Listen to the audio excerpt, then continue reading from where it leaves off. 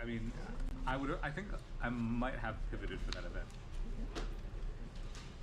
He says that he would do every time. I'll try this. Yeah, let's do it. I'll get a Bayou, a very... Yosef on the left with Cradle.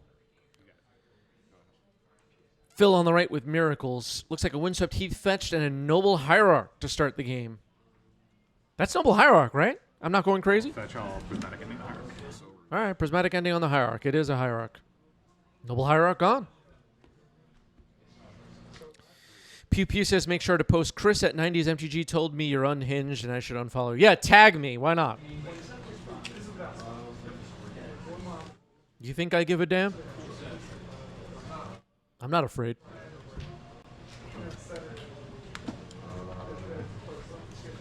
All right, looks like Lair of the Hydra. White of the Reliquary. We're both curving out. What a jerk. Good.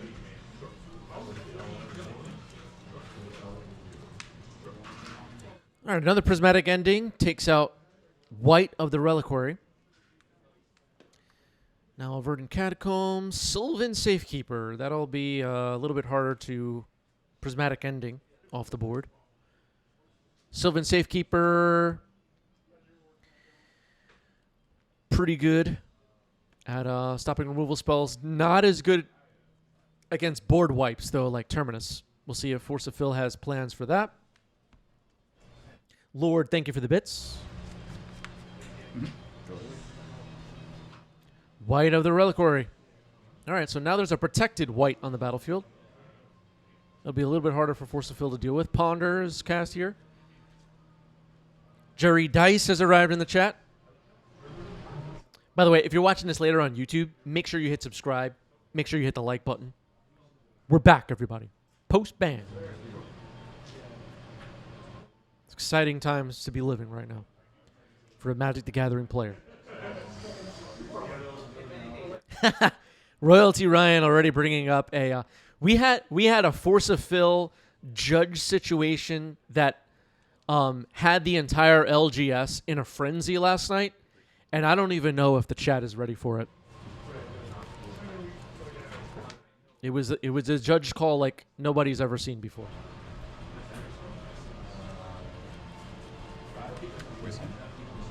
Wasteland on a Tundra, okay. Going after the manas. Card. 2. 2 cards left for Yosef. Journey into the Stars. What's this card called? Lands you control is sick. It's bad. It's going to become accumulating wisdom or whatever that new lesson is. I would have to look that up. You're good after that.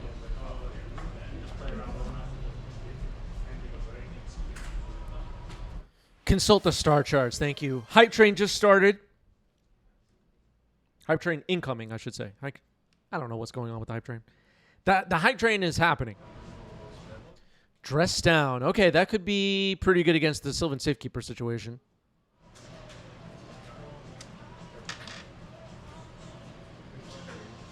So consult the star charts happened. I didn't know the name of the card at first. I had forgotten. Edge of Eternities. So we're going to give Shroud here, but Dress Down resolves. I was going to say, I think it loses Shroud, right? Does it? I think so. I'll just leave it. Yeah, It's don't fine. do it. Okay, yeah, we're going to do a take back here because that does not work. Dress Down causes it to lose the abilities either way. Flooded Strand cracked here.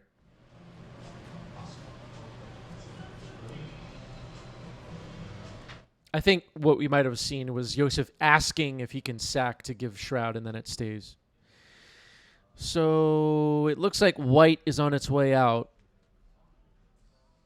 Force of Phil getting ready to remove it, potentially.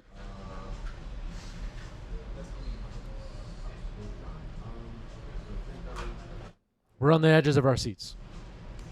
Okay, Mystic Sanctuary puts Consult back on top. Prismatic Ending takes out the white, so the white is gone. So Consult the Star Charts will be available for next turn for Force of Phil. Sylvan Safekeeper lived. It will still be able to safekeep stuff. I definitely played 2 lands, didn't I? I wasn't sure if you did or not. I was like, I'm pretty sure that like because you had wastelanded me, so I should not have 4 lands. Yeah. Okay. So you still have an untapped mana. I'll then hit this thing. Yeah, this is Good. All right. So, all right, backing up a little bit here, a correction. Force of Fill might have played an extra land, so the Safekeeper will be removed by the Prismatic Ending. Phil did not have enough mana to get the white. That's an Elvish Reclaimer, a nice-looking one. swing.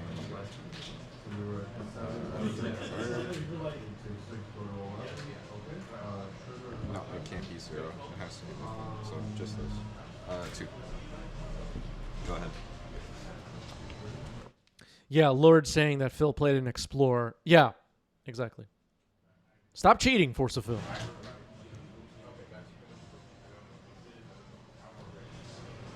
There's going to be one of these YouTube compilations, biggest Magic the Gathering cheaters of all time, and number 1 is going to be Force of Phil, and they're going to play that clip.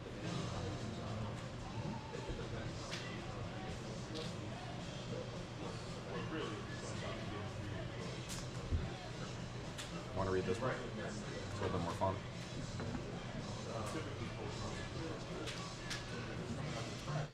That Elvish Reclaimer might be a little bit more difficult to read.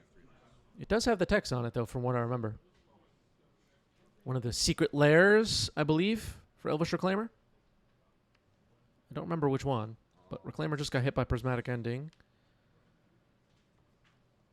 And it's going to be sacrificed in response to the white to find a land. There was a Bajuka Bog that exiled Phil's graveyard, in case anybody missed that. I'll get a Talon's Gate. ETB. Okay, the White of the Reliquary is getting phased out.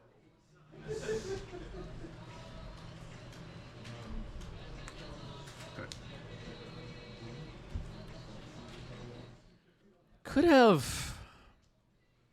I don't know what Yosef's plan is here, but was there an opportunity to sack the lair instead of the Reclaimer and keep the Reclaimer?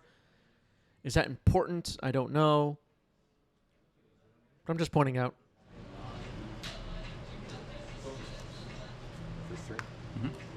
Okay, Lair of the Hydra. X is 3. Big attack comes in. Phil drops to 7. Phil might need a miracle. All right, another Prismatic Ending on the white.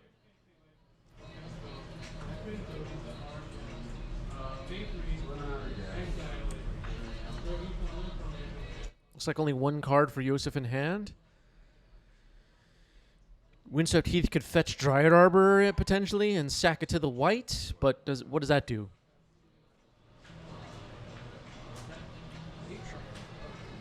Okay, white is gone. All right, now Windswept Heath will get correct.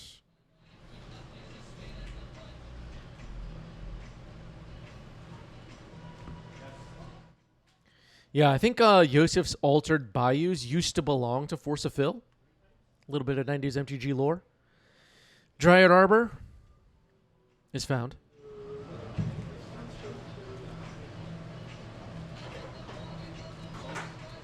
Looks like Phil has a few cards in hand, maybe 3? 2?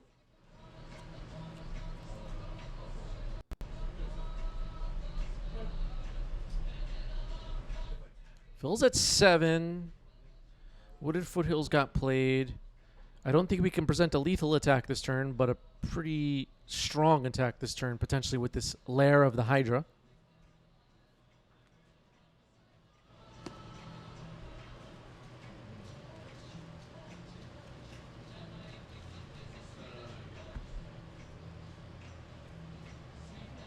Dryad Arbor probably attacks too. All right, I think the Hydra's a 4/4. Drops Phil to 5. Looks like Phil's hand is Flusterstorm Force of Will. Terminus was on top of the deck. That gets rid of the Dryad Arbor, but then the Lair of the Hydra would still swing for lethal. So Yosef takes game 1.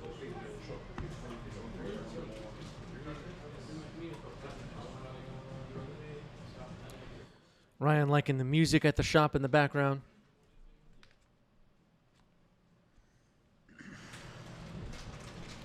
Getting ready for game 2. Phil will be on the play. Okay. Mystic Sanctuary, pass the turn.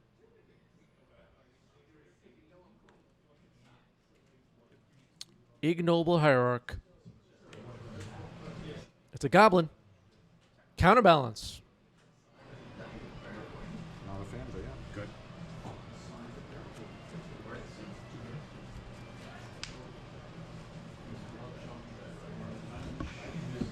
Wasteland. Okay, Wasteland takes out that Tundra. Ignoble Hierarch.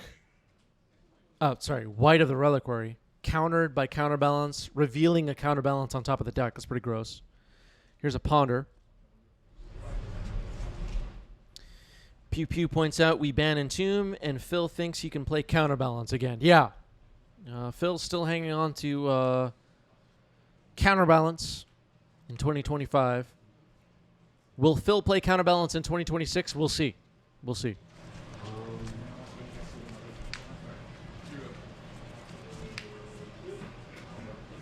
Counterbalance does prevent some things from happening. Once upon a time, you're supposed to cast that as the first spell of the game, Joseph. What a punt.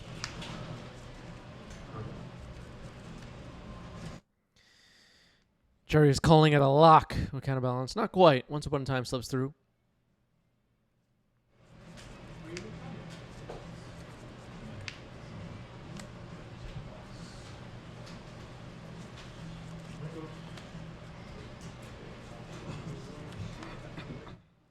Guy's Cradle's not bad as far as a card, but there's only one creature on the battlefield right now for Yosef. Did a Bayou trying to cast it. That Phil will play. Jerry actually was saying that Phil's playing Counterbalance in 2026 as a lock. Fair enough.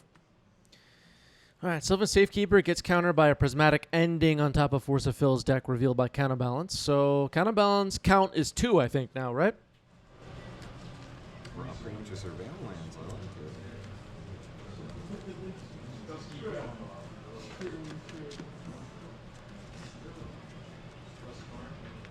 All right, Phil's surveilling here with Meticulous Archive. Dumps Prismatic Ending. Ryan says, I can't do Counterbalance and Ponder Tracker. Ryan, we need you to do both. Ryan keeps track of the number of ponders on stream usually. Search for Ascanta is in. If I have Threshold, I can transform it, and you know what the land does. Transforms into a land. It's two and a blue, tap it, so 4 total. I get to Narset activation. Okay.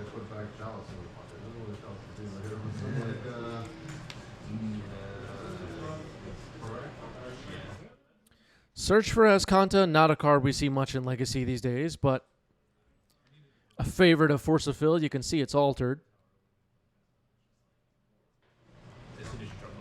Phil is a longtime collector of these altered cards. There's that Gaia's Cradle.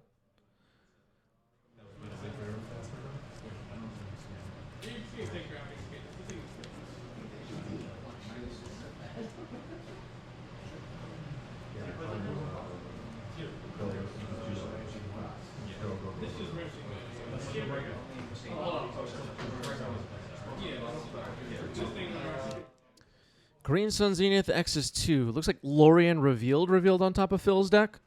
Sometimes it's a little hard to recognize the altars. The Bolars, thank you for the sub with Prime. 45 months and says, sad that Entomb is gone. Pour one out for Entomb, folks. It's gone. Karak Teague is found by Yosef. Okay. Go ahead.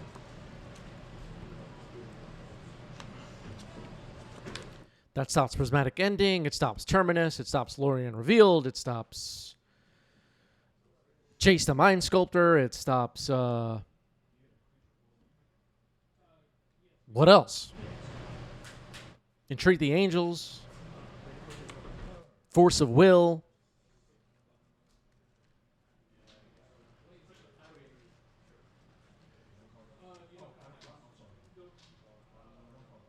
Karn, the One Ring.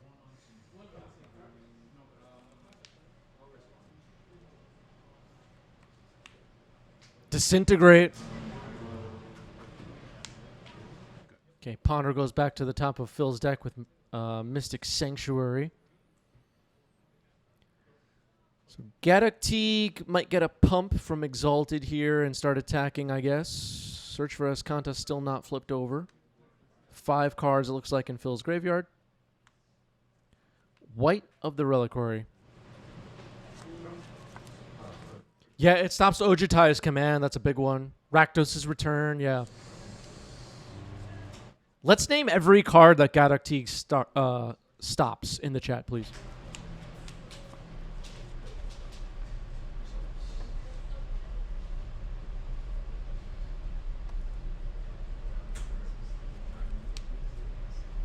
So Phil resolving a Ponder now. Could set the top of the deck for counterbalance the way he wants, potentially. Supreme Verdict to shut off, yeah. Condescend, yeah. Mike says Teague is just a chill guy.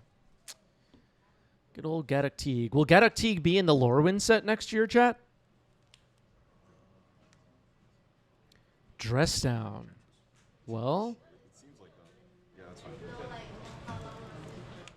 Terminus will be able to get cast when Gaddock Teague has no abilities. Damn it. And yes, I'm rooting for the Green Sun Zenith deck, folks. Come on. Talon Gates of Madara. Okay, that helps the situation. Phase out Gaddock Teague. Gaddock Teague's going to make it through.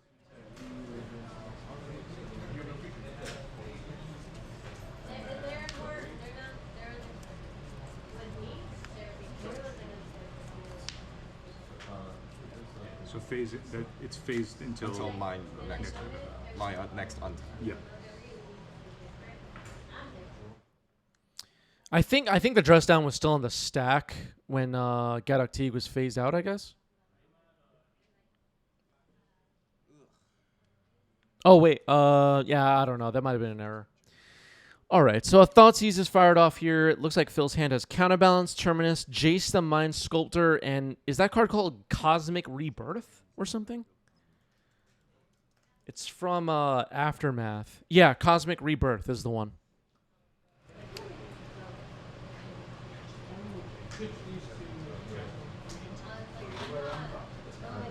Yep, just Jace. All right, Jace the Mind Sculptor is taken by Thoughtseize. It's gone. Dress down goes away. I already took the 2 because I only fetched once. Oh, okay, my bad. If you already nailed it, you already. I think so. Sure, chat will let me know. All right, chat. Let Joseph know if he has the life totals wrong. We should just have the chat do the life totals from now on. 2 cards left?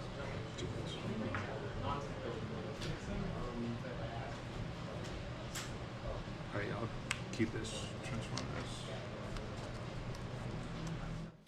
All right, so Escanta transforms. Lorien revealed. Gets cast. Gaddock Teague is phased out, don't forget.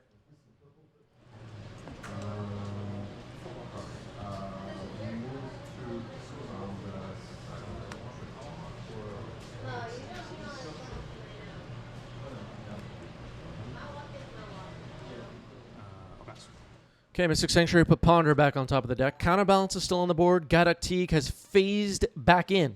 It's back. Everybody knows how phasing works, right? Oh, God. If I have to explain how phasing works one more frickin' time. Didn't any of you people draft Visions? I mean, what the hell? Attacking with Gaddock Teague after Ignoble Hierarch gets played. Exalted trigger happened.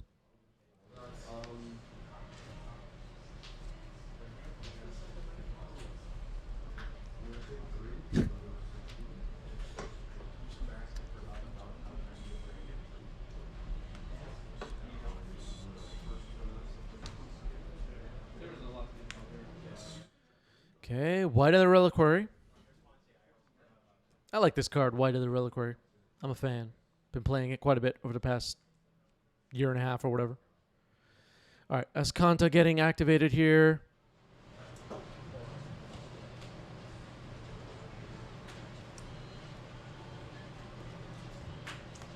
Prismatic Ending is found. Can't use it with Gaddock Teague in the battlefield. Yeah, what happened with the counterbalance in Ignoble Hierarch? I just don't know. All right, here's a Ponder for Force of Fill.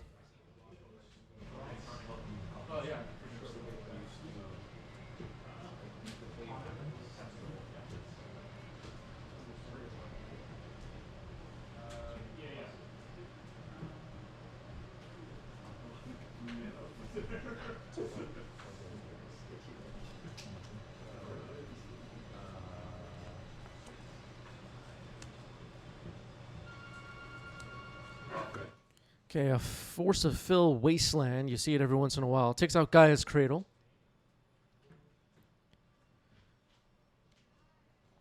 I don't know what the craziest thing Yosef can do with his mana is in this deck. I just don't know the build that well. Sylvan Safekeeper and Light of the Living. So this should be 4. This would be 2. How do we kill them? You counter them. Counter them. Got it. Okay, so this is 4, 5, 6. Go ahead. All right, Phil drops to 6. Phil's life total getting low. It's getting low.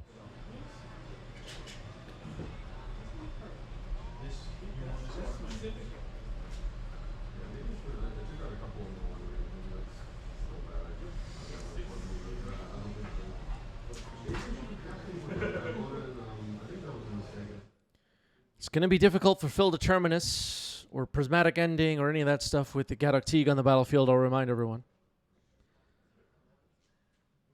There's a Ponder for Phil.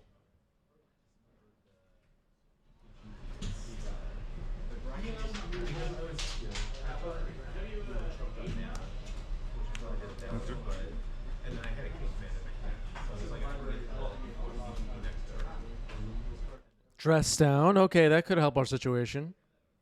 I think Phil said I'm casting that on my end step, so it'll last through Yosef's turn. I think that's what Phil said. It would make sense if we're setting up Terminus. All right, sacking white, sacking Ignoble Hierarch to the white.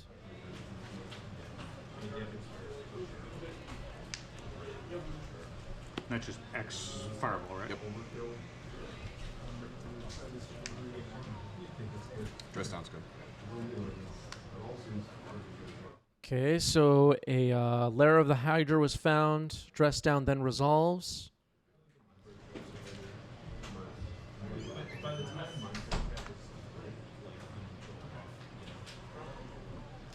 Yeah, I mean, it's literally stuff like monolith key into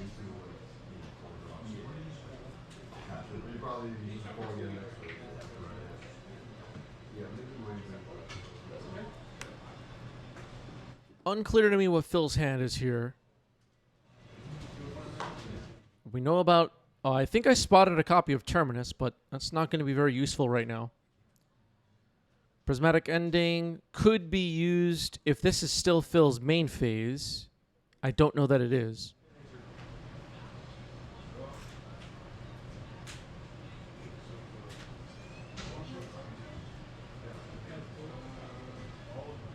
Gadok Teague has done a lot of disrupting in this game.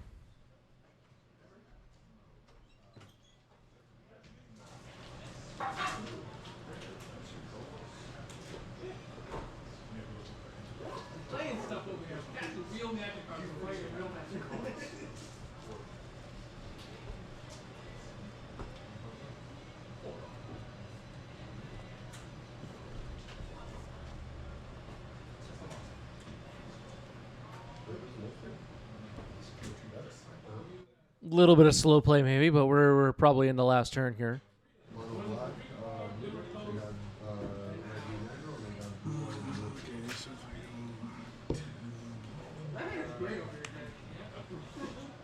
One way or another, this game might be ending on the following turn. We'll have to see, though. Lair of the Hydra was a good find by the white. Phil's at So as it stands, it would be a 3-3. Phil's at 6, though. So we'll be able to survive a hit from just the lair.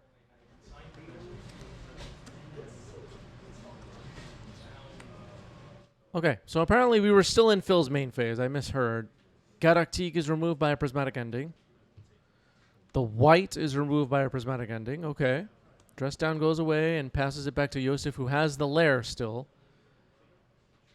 Maybe Yosef will fetch a Dryad Arbor here.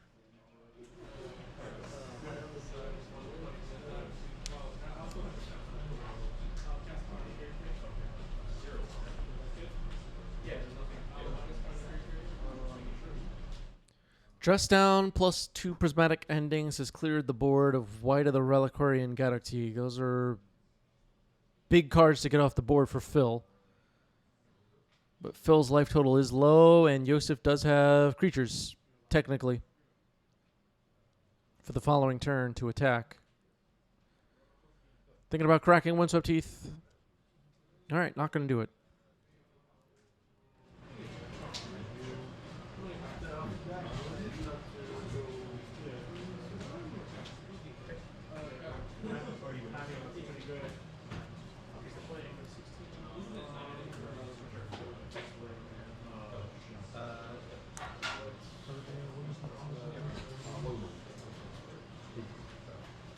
Okay, cracking the Heath now. Getting a Bayou. And Lara the Hydra will become a 3/3 and attack, dropping Phil to 3. All right, so Phil gets to take another turn. Activate his content upkeep. Okay, activating Ascanta in upkeep. What does that do? Needs a way to beat Lara of the Hydra.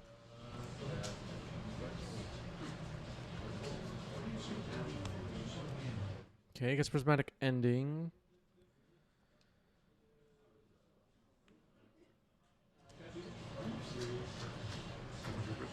Target worst time.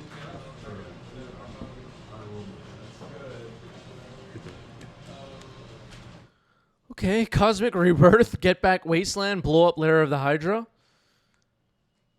Phil might have just stabilized this game. Counterbalances on the board, blew up the lair, gained some life, back up to 6. Yosef might regret not getting the Dryad Arbor. Gets it now.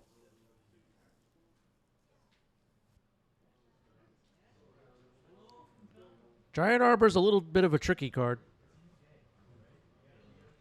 Is this natural order? Natural order. Wasteland revealed on top. All right, force pitching counterbalance. Had the counter for natural order. We had not seen natural order yet in this match. Likely would have found Atraxa or Verdant Force or something like that. What do you think Yosef would have found with natural order, Jack? Thorn Elemental, maybe?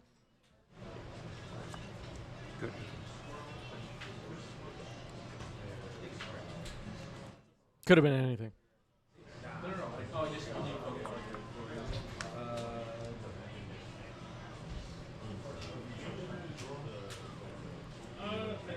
Well, now we know it's a natural order deck. That'll be something to watch out for.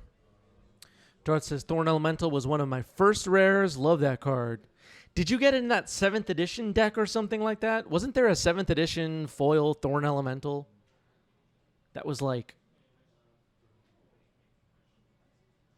I don't know if it was the best card in the set, but it was like the most known card in the set for whatever reason. All right, Darth started in 7th edition. What was your first set, everybody?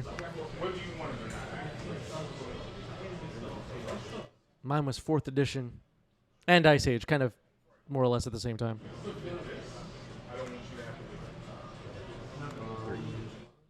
Green Sun Zenith X is 3.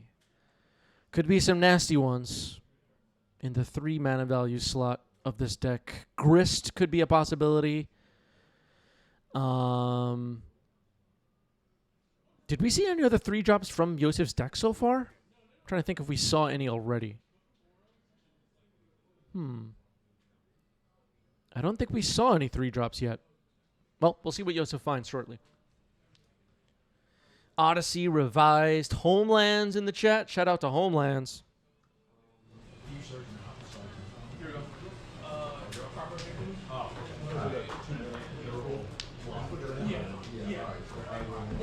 Oh, looks like Endurance could be the choice. Yeah, okay. Endurance is a fine choice here. Get rid of Phil's Graveyard.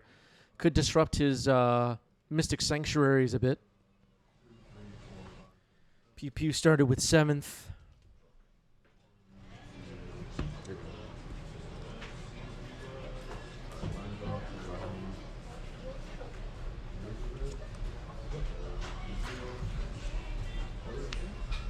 Okay, Prismatic Ending hits that Endurance. Phil's at 5, just hanging on. Where's the advantage bar right now, chat? Did Phil take over this game? Ignoble Hierarch. It's a creature. Activating Escanta in response. Finds Thwart. Brainstorm revealed with Counterbalance. Uh-oh. So now with Thwart and Counterbalance, Yosef just with 1 card in hand. It's not looking good for Yosef right now, to be honest. Okay, I'm looking at here.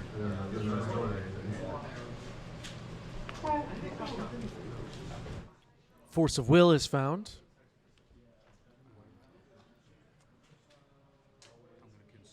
Consult the star charts. Looks like it's getting kicked.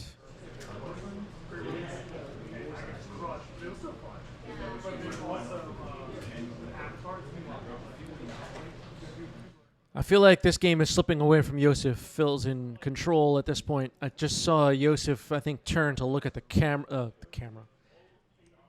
The timer. I might be thinking about conceding here. Or just seeing how much time he has. Once upon a time. Can I launch your girl with customers?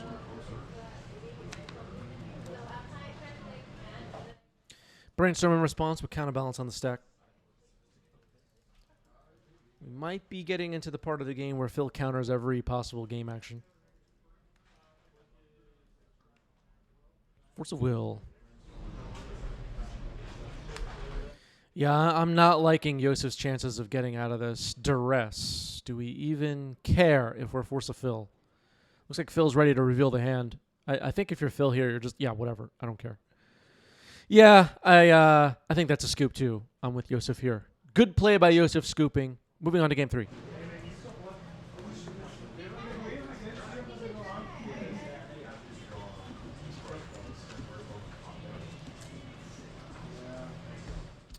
So now Yosef will be on the play for game 3.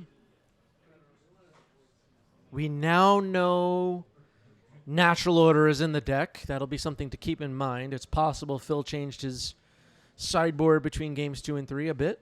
Potentially. It's possible. All right. Looked like 2 cards went on the bottom for Phil there. A multi 5. Turn 1 Noble Hierarch for Yosef. Jerry says, what bans? Yeah, we had some bans. It's a whole new meta. And I don't know about all of you. I'm excited to see it unfold.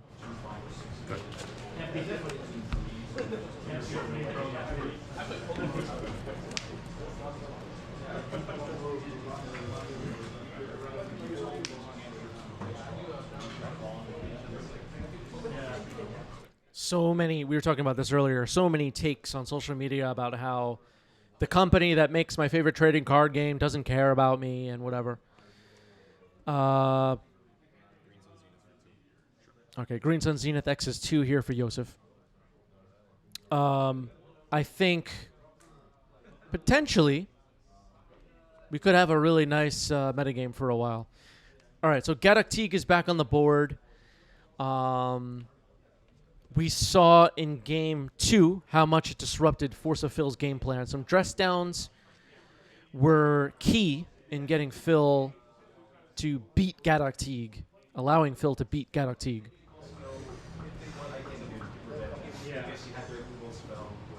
Playing Enchantress. So it's like an enchant creature. Do you know the classic band that sculpted a generation, Sum 41? Yes. So it's just a. Okay. It's a clue. Got it. Go ahead. All right, there is Into the Deep. I made a typo on that. What is this card called again?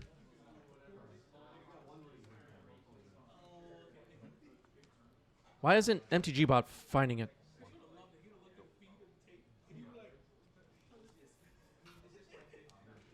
Am I forgetting what it's called?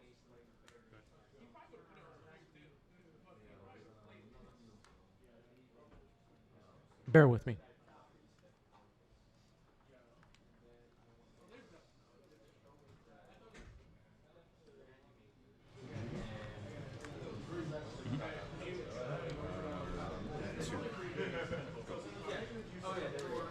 In Too Deep. Sorry, I said the wrong name. In Too Deep was played on Gaddock Teague. So Gaddock Teague lost all of its abilities and is now a clue.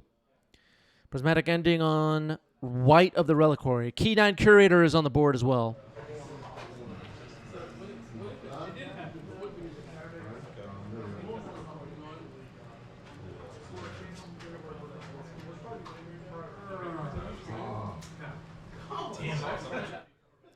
Folks, I'm sorry. I don't know any Sum 41 songs. I just have no idea.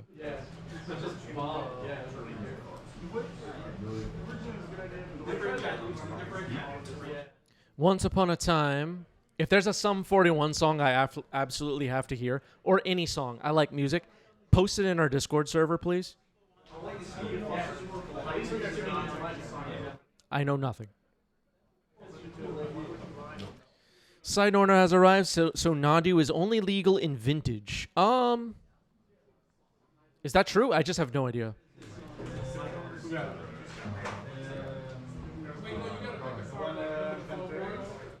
Gaddock Teague has lost all abilities. It's a clue. It's a clue. It's enchanted right now by Into Deep. I kind of messed up that explanation moments ago. Here's Consult the Star Charts.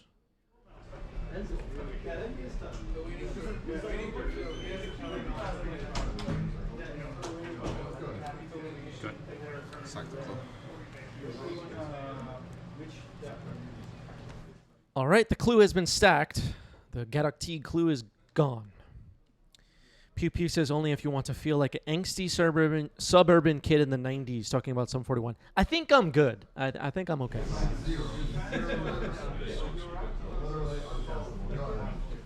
I think I'm a pass on that. Exile, an enchantment, instant, sorcery, prismatic ending. All right, Key 9 Curator is starting to eat up the graveyard. This is post-ban. We're in a new world right now, chat. This is the new meta.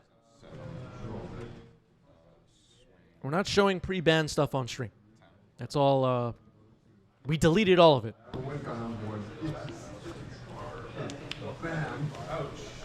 There was never a world before the bans of Entomb and Nadu. All right, that is the match. Force of Phil drops game 3, and Yosef gets it. GG's. GG's. Wow. What a match.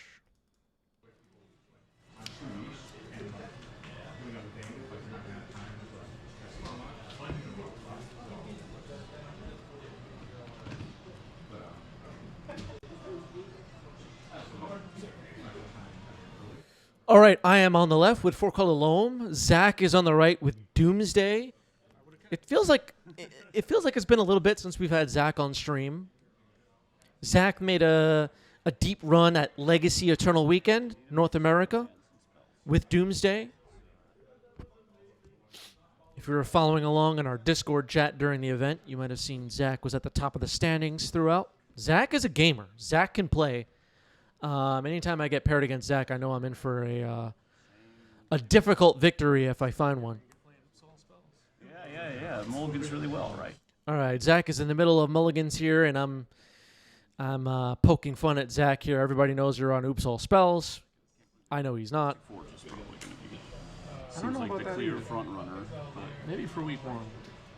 that blue cloud post deck could be pretty. Me and Zach talking about the new meta. The new meta. As we're getting started here. I believe Zach is taking a mulligan to 4. I've kept 7.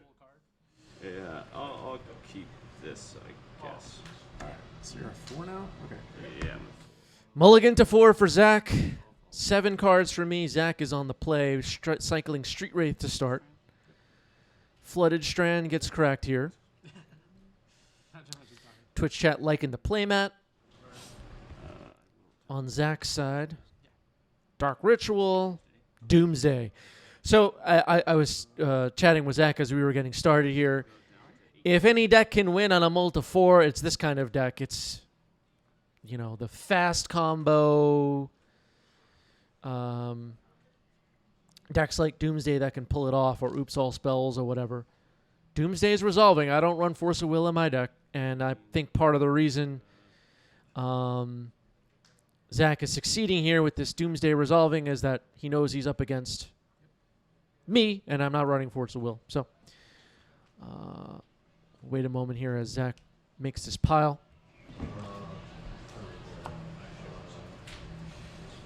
Mold to 4, Cycle Street Wraith, land, Dark Ritual, Doomsday. It's kind of all you need. But Zach's not going to have as much to stop me from doing anything about it. I think Zach now has only 1 card in hand. I believe so. All right, the pile is set. I'm going to take a look through. Usually what I do here is, in my first look, is just like count the Force of Wills and Dazes and stuff like that, and, you know, just see if anything else stands out in the deck as extremely different, and worry about the rest when we're done. Flavor text is kind of on point. Oh, yeah. I can't remember what exactly said, but And you'll see the Force of Wills pull to the front. So I think, if I remember correctly, all 4 Force of Wills were in the pile. I think. True. I'm just going to waste you. yeah. All right, not a bad start for me. Wasteland on Underground Sea. I know Zach will need mana. Scalding Tarn.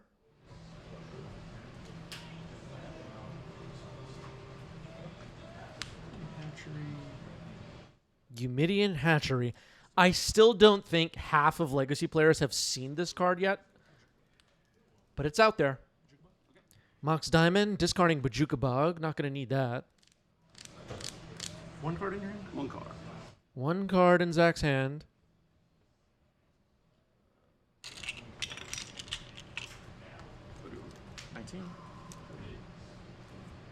Cast a Cub. Scythe Cat Cub. That's going to hit pretty hard. End of your turn, I'll rack the fetch. 19. Did you already? Sorry. Yeah. I should be. I I should went just down put this to 8. away because I'm not keeping track properly. Okay. If you wanna. All right, so a fetch of a basic island, Brainstorm. I think there are 3 cards in the pile.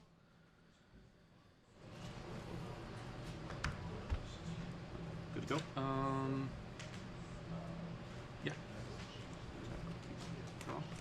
Okay, now 1 card in the pile. That's his Oracle. No cards in hand? No cards in there. Alright, I got some endurance. Got the endurance. Okay. I'm going to pitch. All right, Endurance might buy me some time here. The first Thassa's Oracle has been cast of this game. 2 cards left in Zach's... actually, there was 1 card left in the library. Now, how many went beneath it? 3?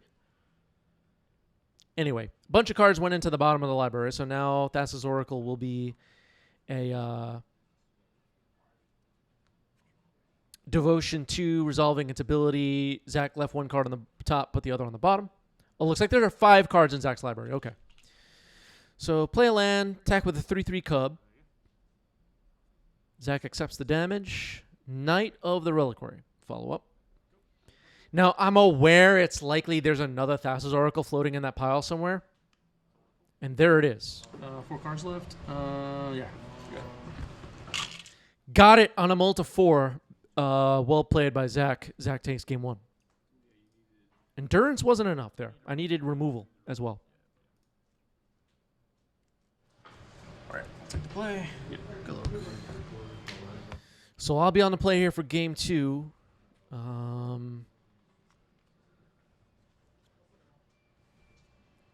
The second copy of Thassa's Oracle got me there despite Endurance.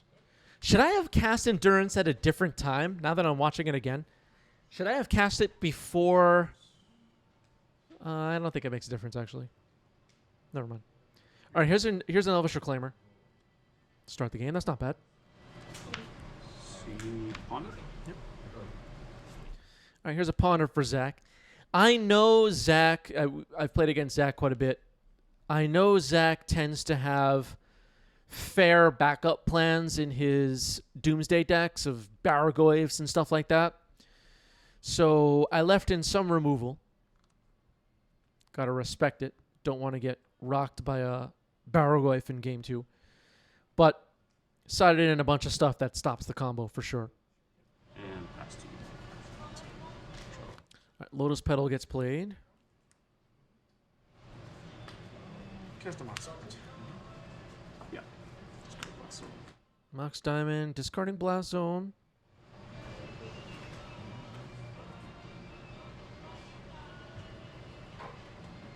Monka TG has arrived in the chat. Say hello to Monka, everybody.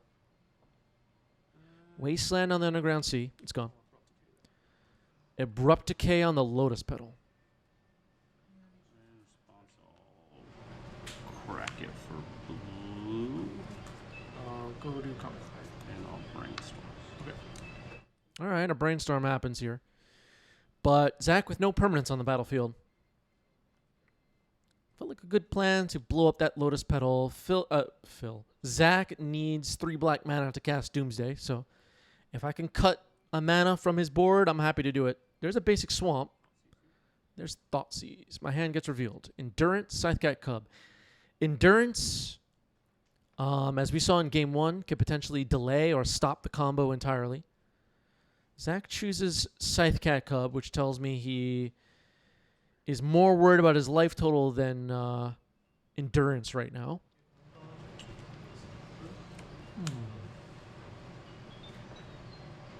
Currently 2 lands in my yard.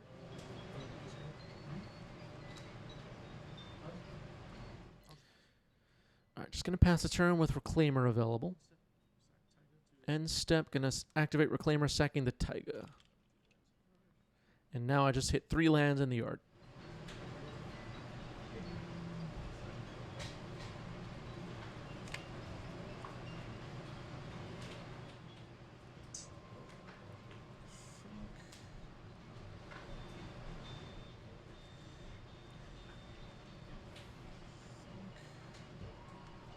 Just thinking through what land I'm going to choose here. I remember considering like going for a Wasteland or something like that, but ended up this time just going for a Surveil. Just kind of like cycling through my lands, thinning the deck a very tiny bit, filtering my draws a tiny bit, getting rid of Abrupt Decay. Unlikely to need a second one. First one kind of served a good purpose, but another one doesn't really feel necessary. I'm just going to pass the turn again, leaving up Reclaimer. I don't remember what I drew right now. I don't remember if I have a green card to pitch to Endurance. All right, double Cycles of Street Wraith. Pass to you. Next step, sack Mortuary to Reclaimer. Okay, second Mortuary to Reclaimer. Now, I think this time I was thinking like, okay, I know Zach plays some backup plan stuff. It's not super important what land I choose here. And I think I'm just going to deal with his graveyard right now. It's not going to be super important, but maybe later on those Street Wraiths could be an important part of his pile. Maybe later on he'll want to cast a Murktide, or who knows. Just get that out of there. But not super important. Sayonara, thank you for the sub with Prime. 42 months. Been with us for a while. And Sayonara says Decay is a green card. That is true. Life and Alone just hit the stack. Blast Zone, Wasteland, Taiga are the choices. Force of Will. Pitching Daze. Attack you for 3. Yep. Tonight. Go. All right, counter my life in the loam. Deck lists, any deck lists we gather get posted in our Discord server. Make sure you're in our Discord server. I will cast Loam. And make sure if you're watching this later, you like and subscribe on YouTube. So Blast Zone, Mazavith, Taiga, Wasteland, chosen by Life in a Loam here. Play Taiga. Cast a Mox Diamond. Mox Diamond. How many lands have you in your graveyard? 2 now. 2 lands in my graveyard. Force pitching Flusterstorm on Mox Diamond. Cast an All right, I had a backup. My hand was kind of dead, but it kind of strangely worked out. Discarding Maze of Ith to the Mox Diamond. So now I have 2 mana available to potentially activate Reclaimer. I'll pass through. Now, I thought about this for a moment there, as you could see. I thought about attacking, ended up holding back Reclaimer. And I'm going to activate Reclaimer, sacrificing Bojuka Bog. As we get deeper into this game, I'm feeling like I might have this one, but I got to make sure... Zach has 4 cards in hand. I got to make sure I have defenses for a Doomsday or a Baragoi for something like that, or a way to attack for lethal. End a way to attack for lethal. So Urza's Saga ticks up to 2 after I found it on end step. Wasteland.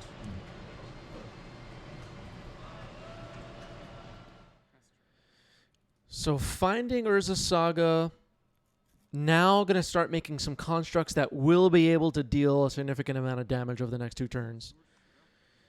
Zach's going to surveil. And on top. Instead, I'll make a construct. And I will sack Taiga to Reclaimer, if that's okay. Yeah. All right, made a construct on end step, sacking Taiga to Reclaimer. Going to get Dryad Arbor. So I was working over the last couple of turns towards what we're seeing right now is this. Let's see, the construct is a 3/3. The Dryad Arbor is a 1/1. Dryad Arbor will be available to attack. Elvish Reclaimer's 3 power. Let's see how this goes. Make a construct search. Yeah, you got it, man. Okay. All right, Zach scoops it up. I took game 2, set up the win, had enough defenses. It worked out. Moving on to game 3. Play draw can matter quite a bit.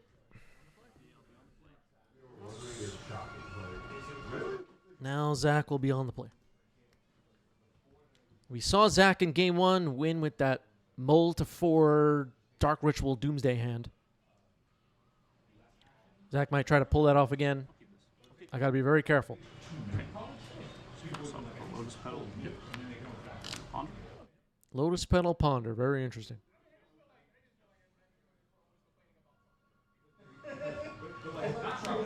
No, everything we're watching from this stream forward is post-ban. This was last night, first day of first day of bans. No Nadus, no Entombs at this event. You're not getting fed. At least they're not beating you. Undercity Sewers. Surveil. Undercity Sewers is surveilling. Lotus Petal. Playing a different game. There's tons of different games now.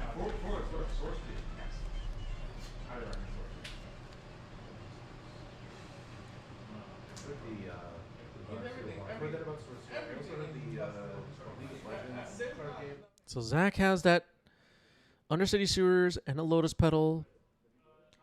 Potentially next turn, 3rd mana could cast Doomsday. Mox Diamond, Basic Forest, discarding Caracas, White of the Reliquary. All right, it resolves. Delta. Fractal Delta. Yep. See if it resolves. Tuesday. Yep. Doomsday resolves. Uh-oh. Yep. So I can't just read white real quick. Expose one for each creature card.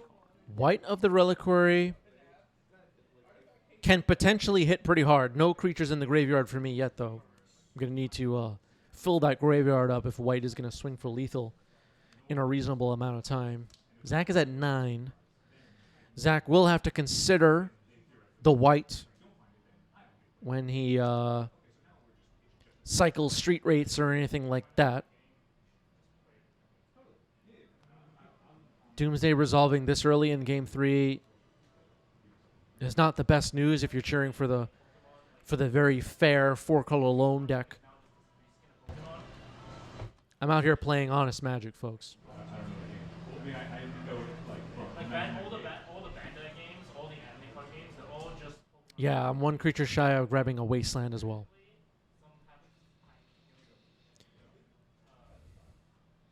So it seems like in games 2 and 3, Zach has not chosen to shapeshift into a creature win con deck. Going right for the Doomsday here in game 3 early. At least it seems that way. Tricky, tricky.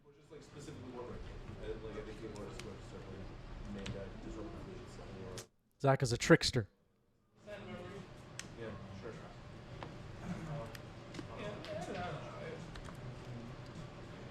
All right. Made the pile in a reasonable amount of time, as everybody wants. So now we're going to look through, and once again, I usually just quickly look through the deck, counting the Force of Wills, counting the Dazes. You know, I don't really need to know how many copies of Blue to Delta are left in there or anything like that. I just need to know what's going to stop me from doing anything I'm doing. And usually I'll just do a count on the counter magic and worry about the rest later.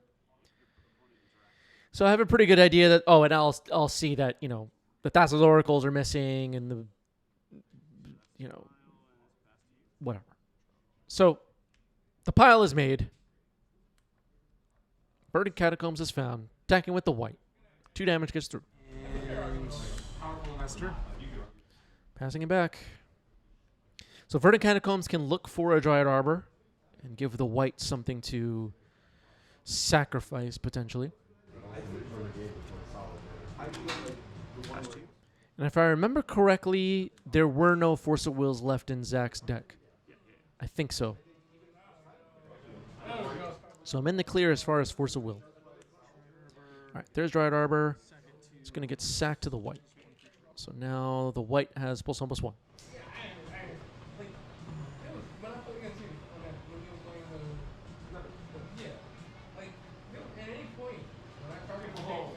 Now, this is a key decision right here. Zach has 3 lands in play. I don't feel that wastelanding here is going to be very important for the outcome of this game. But me delivering a knockout punch is as soon as possible. So my plan here, I'm trying to retrace my steps a bit. My plan here was to find Urza's Saga and set up lethal on not this coming turn, but the following turn. And yeah. Cards left in your library then? 4. 4 cards left in Zach's library. Zach's going to have to be careful with stuff like Street Wraith, as I mentioned before.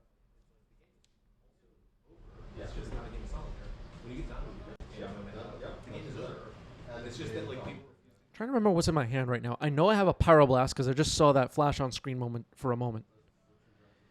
And then I think I drew into my 2 copies of Swords to Plowshares, which is not ideal.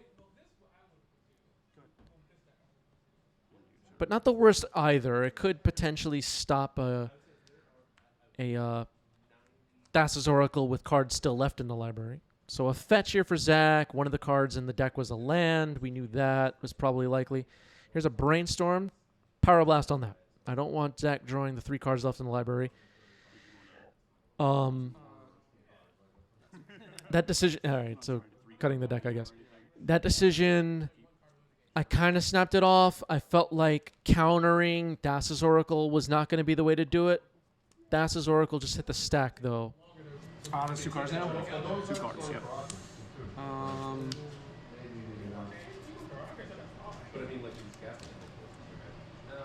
Even then, I guess I like, okay, you have like 30 permanents. How? When you block them out and you still have like 30 permanents. And then you max 30. Yeah, I messed up at some point. Good games. I messed up. So you can see my hand now, that double swords, Keen Curator in 6, and I think what I should have done was fetch a Savannah and had both Power Blast and swords available. But then I wouldn't be able to swing for lethal on the following turn. Me and Zach stopped and talked about that for a moment here. I felt like, and you heard me say it over the audio from the camera, I just feel like I messed this up at some point, and Vision Charm, Das's Oracle with the cards left in the deck. GG's, well played. Zach's always a challenge to play against. Great player. Good games. Good games. Just getting my hopes up. 6, 7. Oh, good lord. That is some YOLO shit right here. All right, Greg joins us on the left with Mono Red. Zach sticks around in the hot seat on the right on Doomsday. Mono Red Stompy for Greg. Sounds like we're in the middle of mulligans. I think I got mulligans. Okay, Zach has taken a mulligan.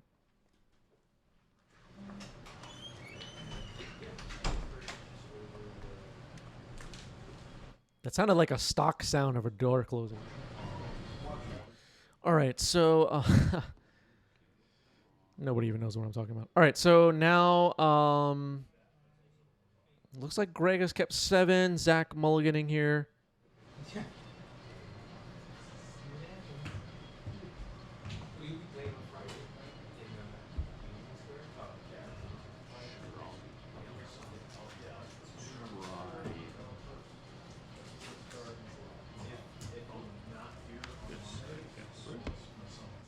Okay, Multa 6 for Zach. Greg kept 7. Chromox resolves. Imprints a Paragoyf.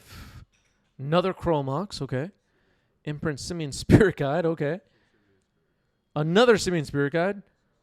Oh, is that Screaming Nemesis? 1 card left in your hand. Yeah, I'll force pitch personal tutor. Yeah. Go ahead. Okay. I think that was Screaming Nemesis, right? Wait, am I going crazy?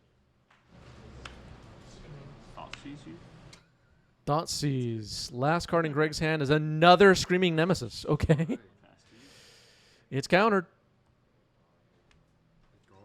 Land's pretty good. That makes everything better off the top of your deck. Ancient Tomb isn't bad. It looks like Greg is hellbent, but having 4 mana available makes the top of the deck potentially super powerful. Oh, another Ancient Tomb, not the best. Should have mulligan.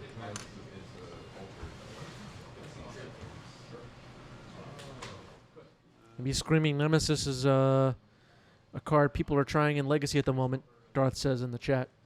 Brainstorm here for Zach. How come when I play against Zach, Zach gets a turn 1 Doomsday, and then Greg plays against Zach and nothing happens? I don't know. Sounds unfair.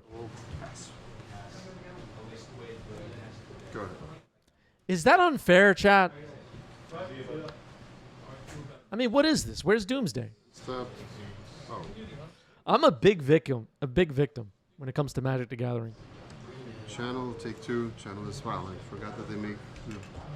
Sorry, what's that one? It makes 2 1/1s that have haste, which I forgot about. Oh, you could have come in last turn. I haven't played this deck in a while.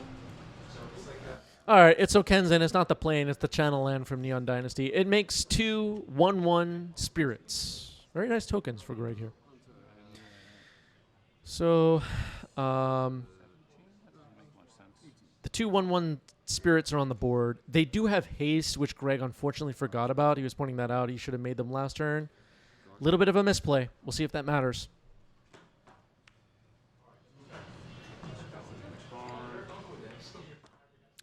AP says, looks like Doomsday is the new best deck. Fire up the Ban Talk machine. Yeah, don't forget, AP, we have about a 2 to 4 week window where everybody's having fun. They're brewing decks. They're trying new sideboards. And then the ban brains come back. 7 more turns.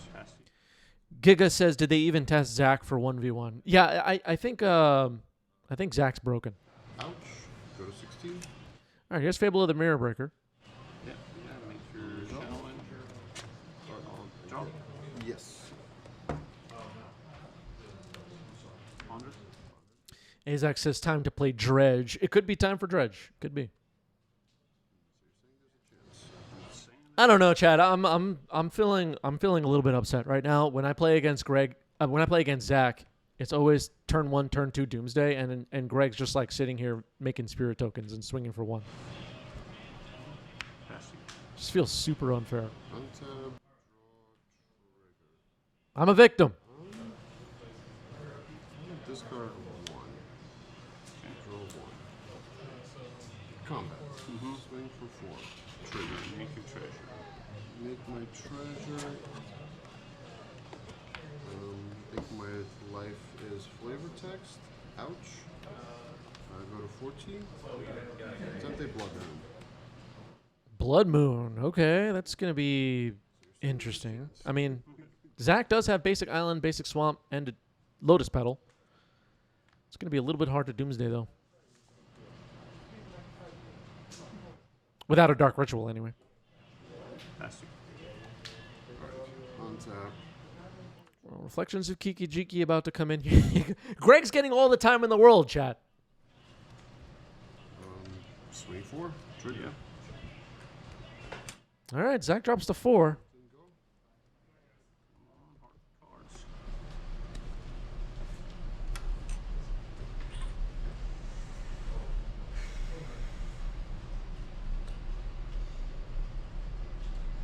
Not quite good enough. Wow. Wow. All right, Greg takes game 1.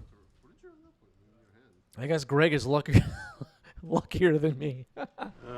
I'm just kidding around, but it shows you how fast the Doomsday deck can potentially be when they have the nuts, but sometimes they just don't do anything. What if I just made this deck go fast? Like, very fast. If Zach in either game 1 or game 3 of the previous match on today's stream stumbles the way he did in that game, I win that match. And that's not to say that I got unlucky. That's just like the range of kind of what am I trying to say?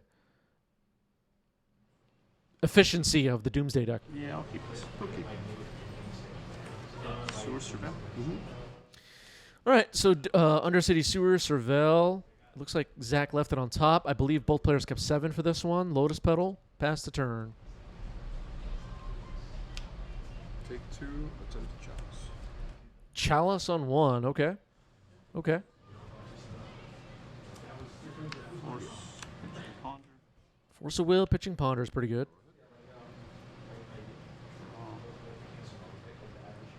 Chalice of the Void on 1, pretty effective. Yeah, I set up the whole stream so I could show people how unlucky I am and that I could complain publicly about my luck playing Magic the Gathering. Barrowgrave. Okay, so Zach did switch to the quote-unquote fair game plan, it looks like. There's Barrowgrave. We were talking about this a little bit earlier. 2 in hand? 2 in hand. Okay. Barrowgrave, pretty good. Looks like it's got 3 power at the moment. Also would be pretty good right here, Blood Moon.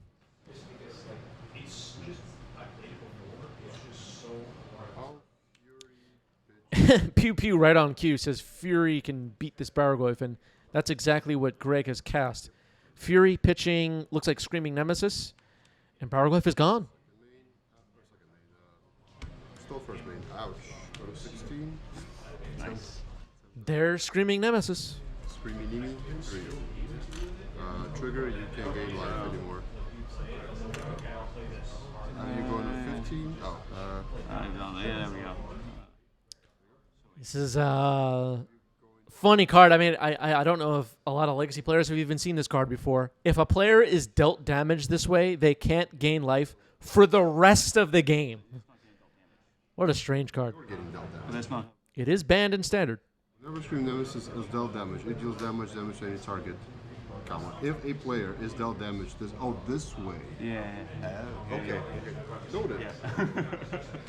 Yeah, the combat damage is not what counts here.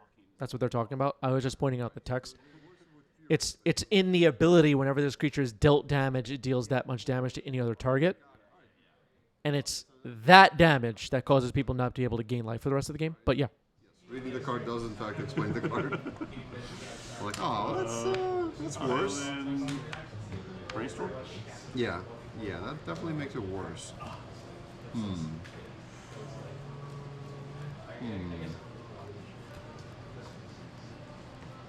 Yeah, only if the damage comes from the effect. Sorry if I confuse people with that. The combat damage does not cause the opponent not to be able to gain life for the rest of the game.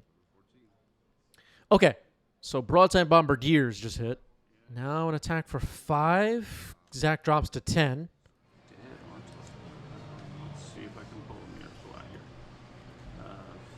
Fetch. It's going to be really tricky to Doomsday now. With the life total under threat, the path to victory for Zach might be Baraglyphs and stuff like that. We'll see. Power Blast on Brainstorm. Daze it. That works.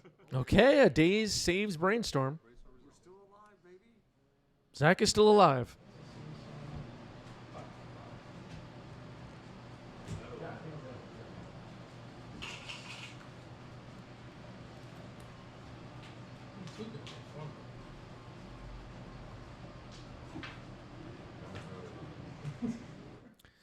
Screaming Nemesis, Broadside Bombardiers, 5 total power.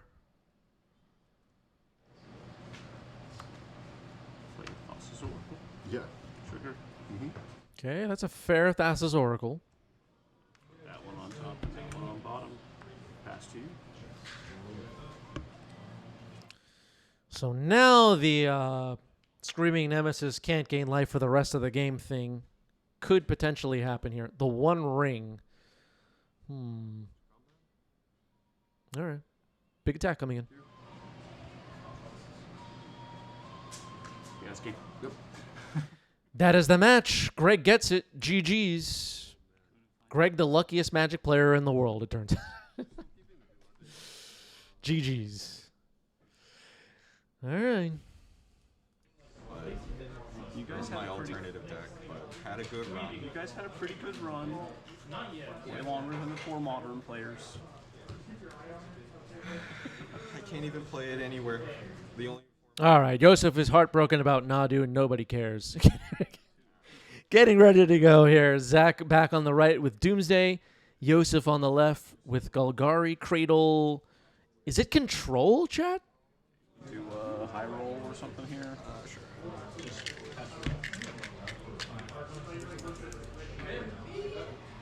And Should have said even or odd.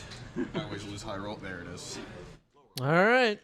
Zach wins the die roll. Very exciting. There were some people at the LGS yesterday doing the unglued rock, paper, scissors thing. Not tournament legal cards. Not tournament legal cards. Important to point out.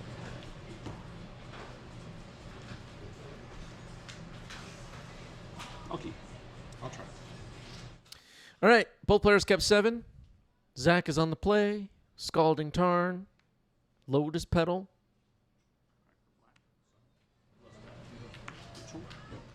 Dark Ritual. Doomsday. All right, here we go. Well, we're doing it. Turn 1 Doomsday. Here we go again. If you're watching this later on YouTube, make sure you hit subscribe, hit the like button. Zach's been doomsdaying the crap out of people for the last couple of months.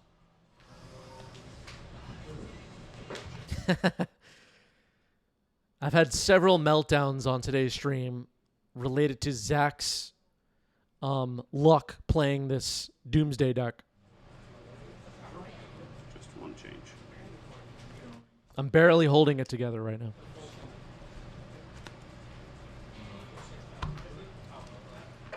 Mike in the chat says I had some sweet games against Doomsday this weekend with my Bant Beans. We're in a new meta now. Is Beanstalk back, everybody? We'll see.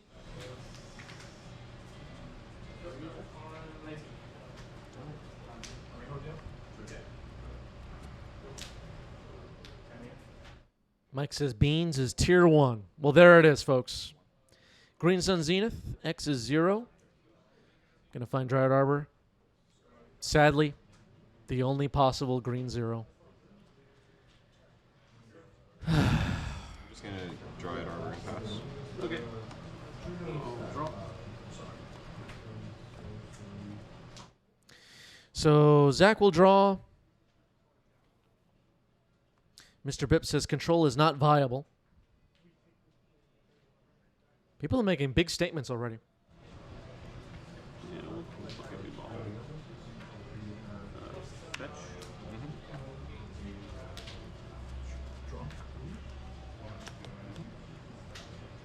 Tap for blue. Looks like 3 cards left in the library. Tapping the island for blue, cycling Edge of Autumn. Cycle Street Ray.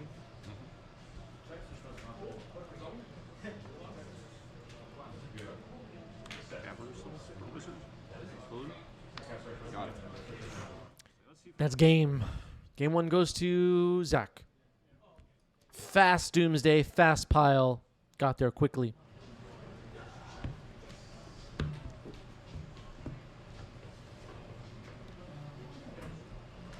So this is kind of similar in a lot of ways to my match against Zach that we saw earlier. Yosef has similar tools for the matchup. Mana denial like Wasteland, Endurance, removal spells, etc. Looks like both players multi-6. Once upon a time to start the game for Yosef. Where Yosef and I's deck differ for this matchup. Oh, Endurance is found. Okay, that'll be pretty useful against Doomsday. Well, I don't have discard spells. That's a good way to disrupt. Duress reveals Polluted Delta, Dark Ritual, Lotus Petal ×2, Ponder, and a Thoughtseize. Okay. I think that's right. Yeah, I think Ponder is the right choice too. Zach agrees. So Ponder's gone. This is the part where Zach drew Doomsday and uh-oh, he's fetching. Oh no. I mean, it looked like it felt good for you, so let's actually wanna maybe just go for basic swamp here, just in case you're going in wastelands. Alright, Zach might just be Thoughtseizing, so we might get a chance to see Yosef's hand as well. Endurance, which we knew about. Double White of the Reliquary, and Elvish Reclaimer. Play some off and whatever. I don't want any of these to hit the board. There's some problematic creatures. Yosef does not have a second land. So I think taking Reclaimer is the right choice here. I'm gonna play out one of the petals. If you're watching this live or you're watching this later, our Twitch chat votes round by round which matches we'll watch. And today they kept picking Doomsday. We had a whole bunch of other matches in the queue skipped over. We'll see him on the next stream. Green Sun Zenith. X is 0. Going to look for Dryad Arbor and passing the turn. Not a super exciting turn for Yosef. A land off the top would have been more exciting. Land.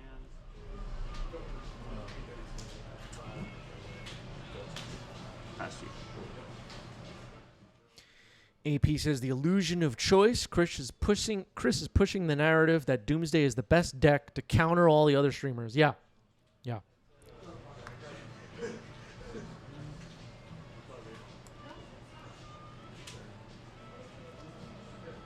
White of the Reliquary hitting the stack here after a fetch land found on top. There is a Dryad Arbor on the board. Occasionally you'll see a cast of an Endurance and then sack that to the white. It could be a play we see later on. Dryad Arbor will get an attack in. Endurance plus white available.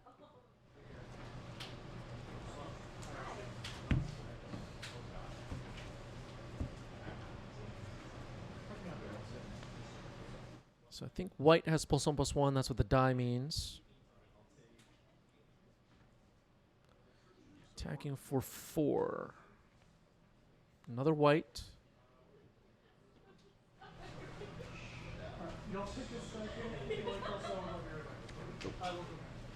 Passing a turn. Endurance stays in hand, plus a card that might be a land. Pass you.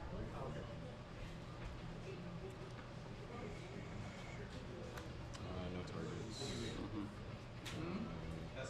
6, 7.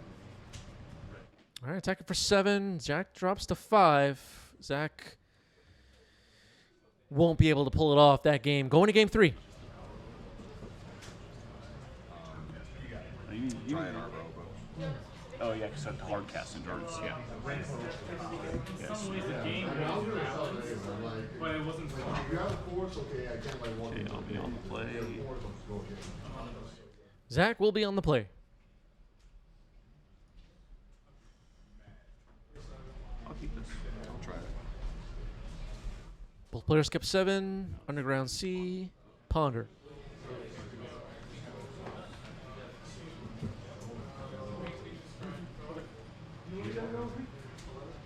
Taking out my ring and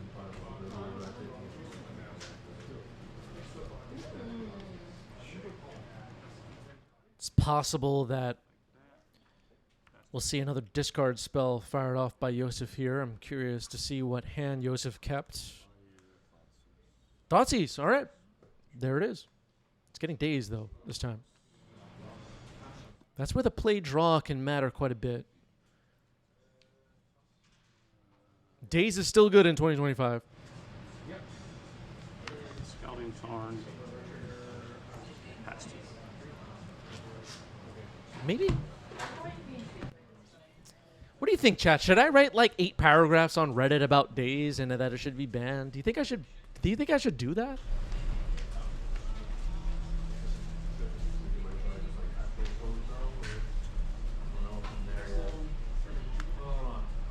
I don't know. Another Thoughtseize. Okay. Fetching in response. Maybe a brainstorm about to happen here. I will brainstorm. Brainstorm in response to Thoughtseize. Gonna try and protect some stuff in hand. Jerry says sounds like a great use of your time. All right, you know what? Maybe I will. Maybe I will.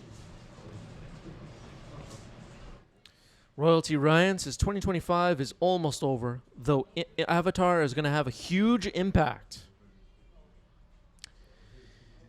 You know, there were some cool cards in the Avatar set. I found them pretty hard to gauge as far as their likelihood to be relevant in Legacy. Did any cards jump out at anybody? Taz Dingo, thank you for the resub. 13 months at Tier 1.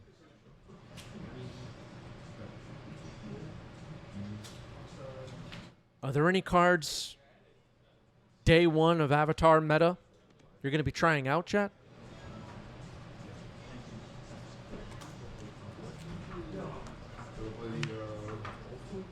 Does everybody know what I'm talking about? Here's Thoughtseize resolving. Street Wraith, Brainstorm, Dark Ritual, Edge of Autumn, Doomsday, and Underground Sea. The Owl does look interesting. I agree with Jerry. But I think interesting is as far as it goes for me. I'm not sure about that one.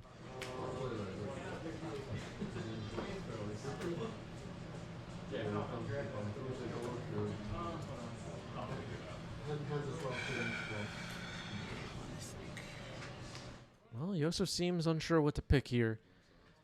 I mean, Doomsday is the name of the deck. You could choose that. Zach did just Brainstorm. What the heck did he put on top of the deck?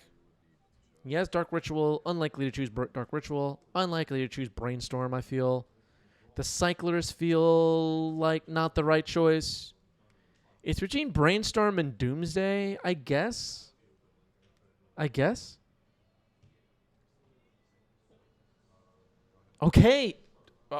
Fair enough. Goes for Dark Ritual. We don't know Yosef's hand. The Dark Ritual obviously speeds things up quite a bit and potentially allows Zach to cast Doomsday this turn.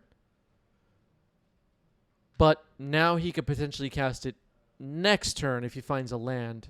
Unclear to me what Yosef's hand is and how that mattered in that decision. But end step fetching a Dryad Arbor here. So it will not be summoning sick on Yosef's turn. So what year do you go up to? Huh? What year do you go up to? Literally just 93, 94. The Fallen Empire is technically 94. So I think it gets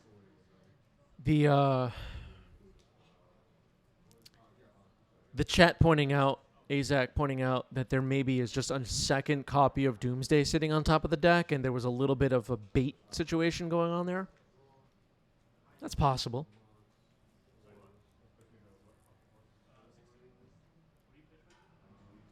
If Yosef has a Bowmaster,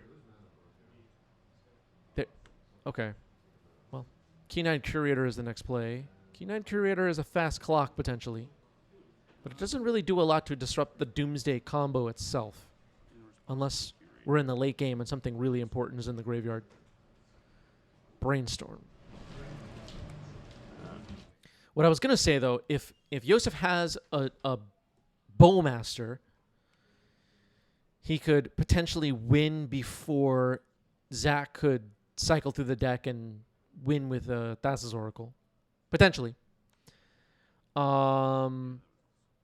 If Yosef had something like Opposition Agent, let's say, that changes the decisions. Because Doomsday is just a blowout. Okay, and then that Brainstorm happened. Passing it back to Zach, who's looking for a third land and found it. Okay, potentially could cast Doomsday now. Potentially. Yosef also knows Zach didn't have any counter magic in hand, so Endurance is a little bit better, for example. Okay, tapping 3 lands. Doomsday. We know Zach had the 2 Cyclers in hand, so it could potentially do something else this turn.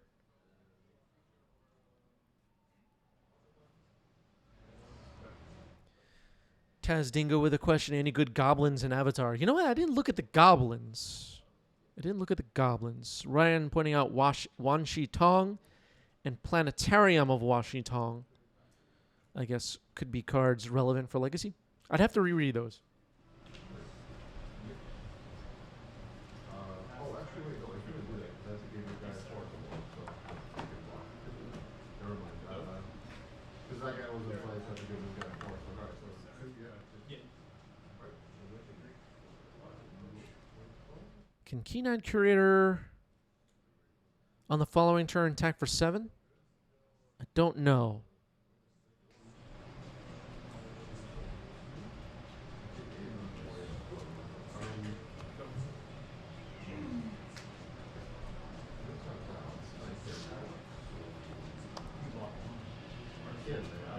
Oh, yeah, that's true. I gotta do 1 for it. Alright. 3, sorry. Very curious what Yosef has in hand. We haven't gotten to see yet. I don't think. we know anything in Yosef's hand at this point. At least I don't. Sometimes the chat gets glimpses of cards in hand and I miss it.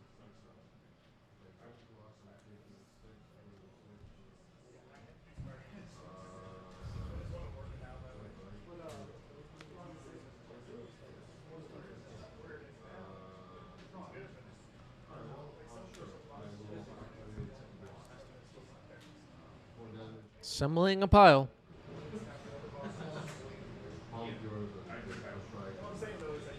Try to make that work. All right. A little bit less confident, sounds like, but there's a pile. Yosef's taking a look through the rest of the cards now that are not in the pile.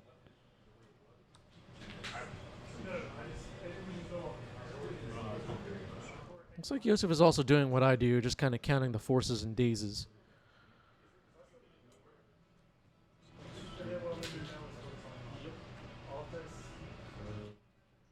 The list is pretty stock. Turbo Doomsday. There's personal tutors in there. We know from previous matches on today's stream, it has 2 copies of Thassa's Oracle.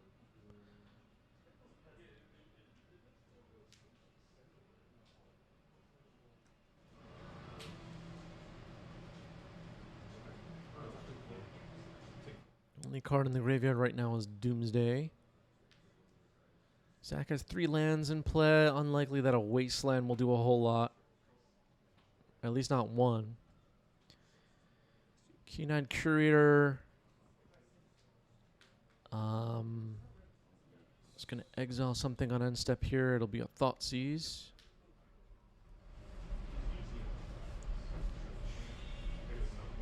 Might want to leave stuff in Zach's yard if we have Endurance.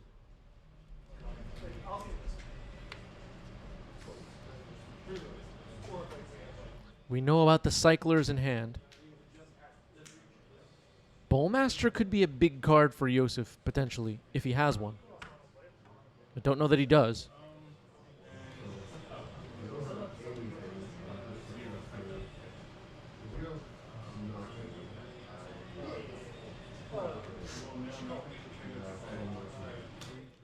If Key9 Curator attacks for 7, it'll shut off Street Wraith. But will Zach care about that? Looks like Yosef's taking a moment to figure this out. Zach also had Edge of Autumn in hand.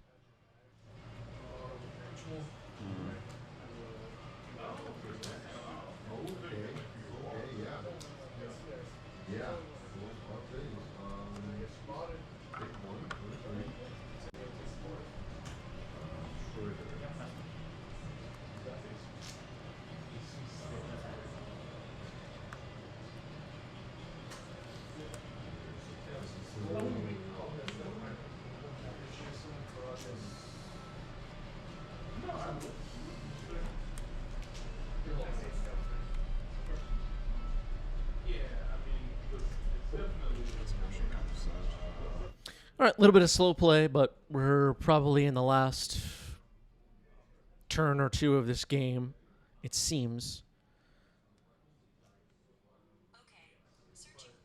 My watch thought I was talking to it. 5 cards left in Zach's library. Key9 Curator on the board. Yosef found a land drop. 1 type removed for Key9 Curator, just sorcery so far. It doesn't look like the other 3 types are going to be available. What are you doing with this? Because I'm pretty sure I know what you have going for you.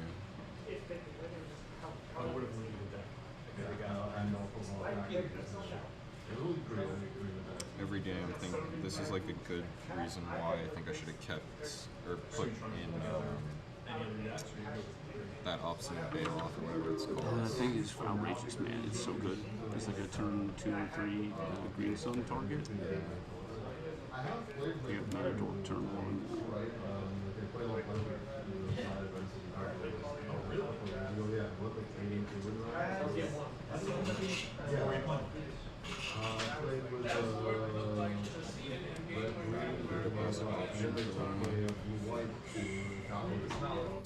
All right, Yosef's cracking a fetch. Hula Hey just picked up a 90s MTG hoodie and other merch. Thank you for that. Appreciate that. Look at that hoodie.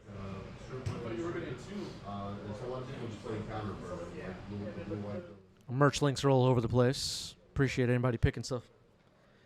Picking up some tees, picking up some hoodies. Thank you.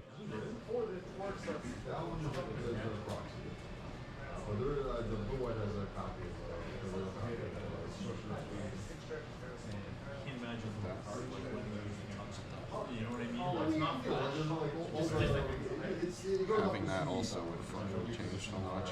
Albeit it goes down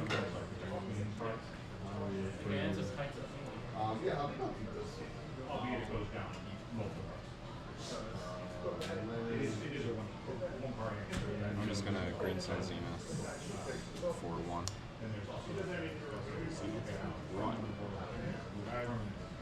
Okay, Green Sun Zenith X is 1. It's going to resolve. Zenith will go back into your deck.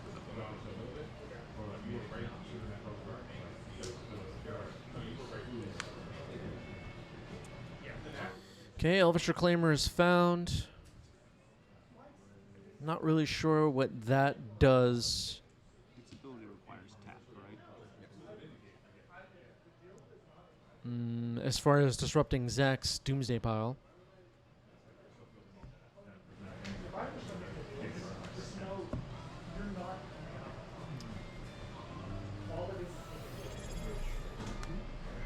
Tactical Toy, thank you for the sub with Prime 5 months.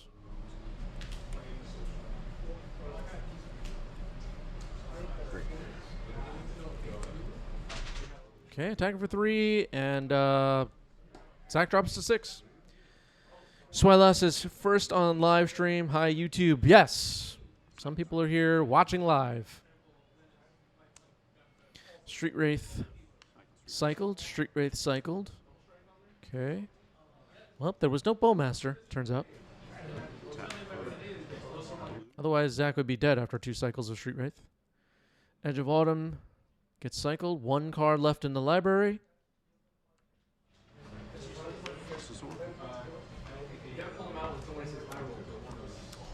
Endurance pitching a Track Saw in response to Thassa's Oracle's ability. 1 card left in hand for Yosef.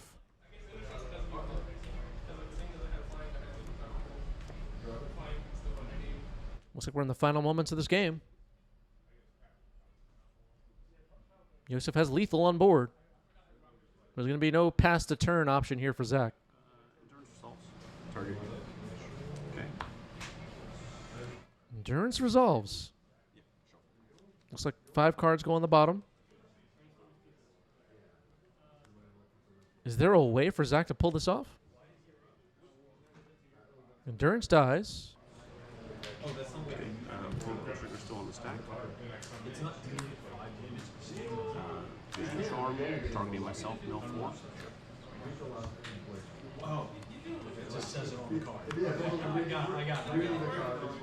Vision Charm, mill 4.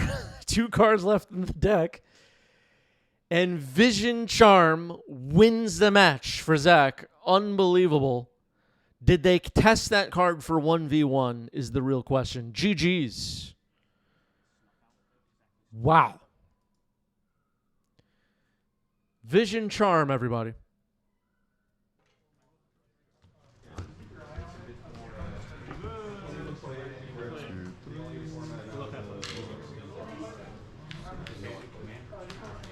Well, I guess I'm compelled to keep this. Put back 1, put back 2. Play a tap Shadow Skull and pass. All right, looks like Greg took a mulligan to 5, I believe. Shadow Skull pass. Greg on mono red Stompy. Rob joins us on the left, making their 90s MTG debut on Reanimator. Wow. Underground Sea. Play 2. Take 2. Play Fable. 1 second. Okay, Fable of the Mirrorbreaker. Brainstorm. Yeah. Brainstorm in response.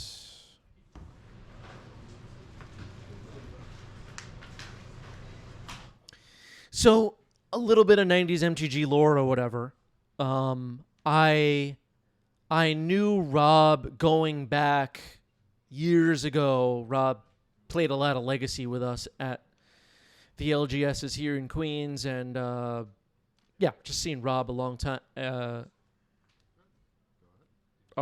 Rob's been around the Legacy community for a long time, but been on hiatus for the last couple of years. Hasn't played, and I saw Rob recently came back to Legacy. Undercity Sewers Mills as Archon of Cruelty. Let's go. Passes the turn. Folks, Reanimator. Anyway, hope this is okay with Rob that I'm sharing, but saw Rob at an event. I said, "Hey, Rob, I haven't seen you in a while. What's going on? Are you back? He's like, "Yeah, I saw the Spider-Man cards, and I was excited about it, and I was like, I got to pick up some of these cards, and I'm getting back into Magic." Stories like that, I mean, they motivate me. I love that. How's this work? Okay, so Force of Will pitching Is It Charm to counter Callous of the Void. Is It Charm? Okay, things are getting funky. There you go. What did you just hit? Just Like over here, so it's down, okay. that's up. Got it. Yep, 19. Yep, passive. Is It Charm? So maybe this is like Grixis Reanimator? I just don't know. Anyway, Rob is back to Magic. The Spider-Man set was a big motivator. And, wow. Exhume. Oh, man. Here's Archon of Cruelty, folks. Thinking? one of those, all right? Yeah, so hang on, let me just, trigger on the stack. Sorry. Instant, sorcery, fisherman, artifact. Creature.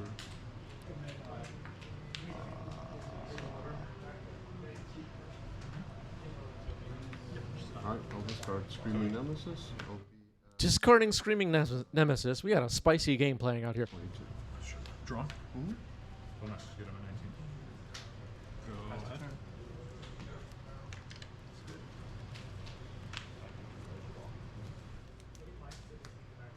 I'm at 20. No land in there, right?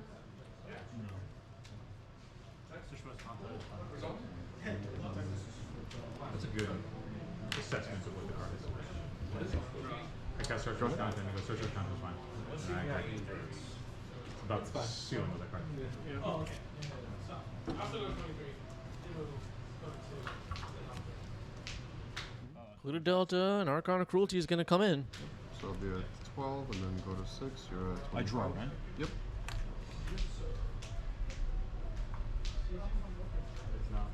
Yeah, Greg unfortunately is not updating his life counter. Greg is at 6. All right, that is... Oops, sorry, that is the game. Game 1 goes to Reanimator. Related anecdote, I guess, to what I was saying about Rob returning to Magic the Gathering with the release of Spider-Man and being excited about it.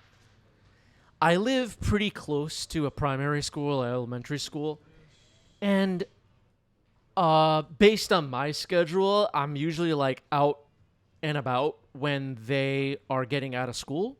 One card on the bottom for Rob, I'm to 6. Looks like Greg kept 7. Anyway, I see kids coming out of the nearby elementary school, little kids, and turn 1 Blood Moon. Pretty good. And I feel like I'm being pranked because I'm noticing the kids and I'm looking at their backpacks. It's Trinisphere. Ouch. This game got ugly in a hurry for Reanimator. All right, scoop it up. I didn't even finish my story. All right. Game 2 goes to Greg. Blood Moon Trinisphere was a pretty quick win there for Greg. Moving on to Game 3. Okay, back to my story. Kids are coming out of school, and I'm seeing their backpacks and their shirts and whatever. Spider-Man, Ninja Turtles, Sonic the Hedgehog, Spider-Man. And I feel like, is everyone noticing this, that like every new Magic set in Secret Lair is on these kids' backpacks. All right, Magus of the Moon, the One Ring, Chalice of the Void ×2, Chromox, and City of Traders are revealed in Greg's hand off of Thoughtseize. Leyline of the Void is on the board, which will make it a little bit difficult to reanimate stuff. I must say, I do enjoy playing What am I supposed to do? way more than I've had in the last. Oh, I forgot to look at the bottom card, man. Where are we on that one? Good lost every question. What single do you game. do? I also really recently went to a Halloween festival in my neighborhood, and all the little kids are dressed Ninja Turtles, Spider-Man. Like, what? I think Avatar characters, probably. I just don't recognize the characters. I don't know. It's just a funny thing. Can't help but notice. man. All right, I'll take.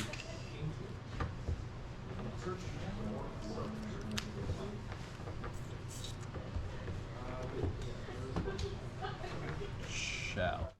Yeah, they know what the little kids are into, I guess. And, you know, part of what excites me about this stuff is that, like, when I was a little kid, I was 8 years old or 9 years old, and I was obsessed with Magic the Gathering, and I was into superheroes and all that stuff. I just hope there are kids out there getting into Magic. That's all I really care about. Chalice of the Void just hit the stack. A Fury was imprinted on a Chromox. Chalice on 1 is resolving. Leyline of the Void plus Chalice, a pretty good disruption against Reanimator. Undercity Sewer Surveil.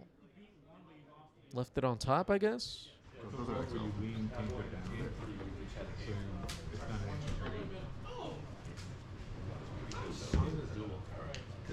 Sorry, man. Give me 1 second here.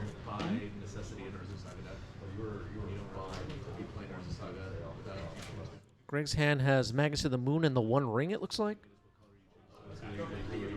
Swamp in the yard. Okay, puts a swamp into the exile zone.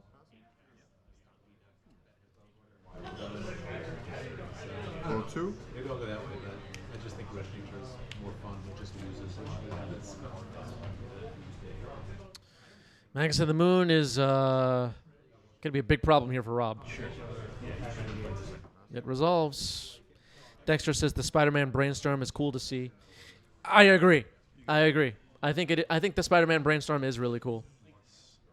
That red card off the top. In some ways, All right, Greg gets the match. Some lights out prison pieces in games 2 and 3 got there for Greg. GG's. Cool to see a Reanimator build on day 1.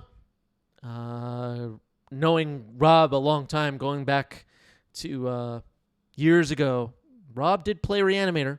Rob knows how to reanimate stuff, so people are going to be out there reanimating no matter what, I guess. Anyway, yeah, the Spider-Man brainstorm is pretty cool. You know, if Chris, me as a little kid, talking about myself in the third person, as a little kid, you showed me a Spider-Man brainstorm, I would have went crazy, and I can only hope that little kids are right now experiencing the same thing. Let's set up another poll for the chat.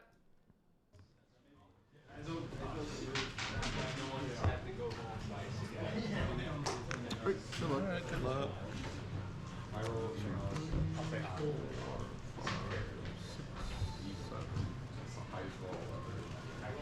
All right, Greg 6 around on the right in the hot seat with Mono Red and Mystic Forge on the left on a lot of people's mind. That would be Rockford, sorry. Yeah, I'll turn to City of Traders? Yep. 10. City of Traders, Simian Spirit Guide, Fable of the Mirror Breaker. Tower key. Go ahead. Okay, Ursa's Tower, Manifold Key, pass the turn. Alright, draw trigger. Yep. I think I might have to do it for that then. He said that he would do every time. I'll try. Looks like Greg's in the second chapter of Fable of the Mirror Breaker, discarding Chromox and Blood Moon, it looks like. I drew that. Yeah. We're good. We're good. Combo? 2? A little bit worried about Rockford's mana base right now. Blood Moon was discarded, probably means there's a backup. Greg makes a treasure. 18. Float 2. Play 2.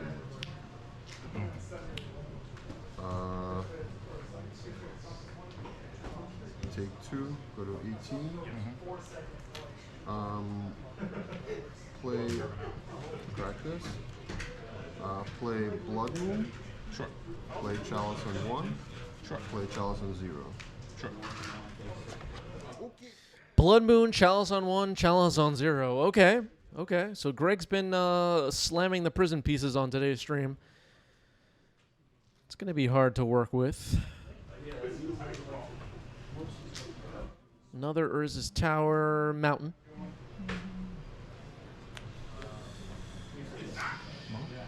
All right, Grim Monolith isn't too bad. Untaps it with Manifold Key. 5 mana. Rockford's not cooked here. The 1 ring. Draw a card.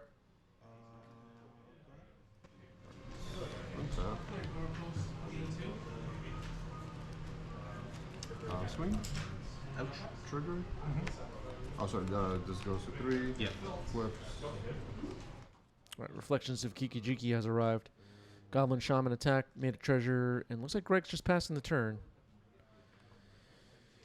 Manifold Key plus the 1 ring or Grim Monolith. Pretty good for Rockford. Rockford plays an Urza's Workshop. Going to draw 2 cards now off the 1 ring.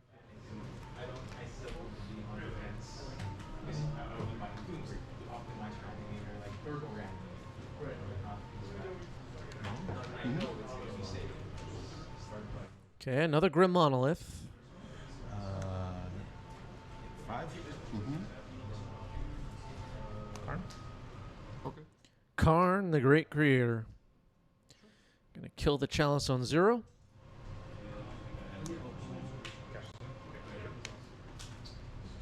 I've still got 1 floating here. Flush Raker. Sure. Trigger. Okay. Go to 17. All right, Glaring Flush Raker is going to trigger now, and Rockford going off a little bit. Karn is pretty good here. Greg's treasures no longer work, which could matter.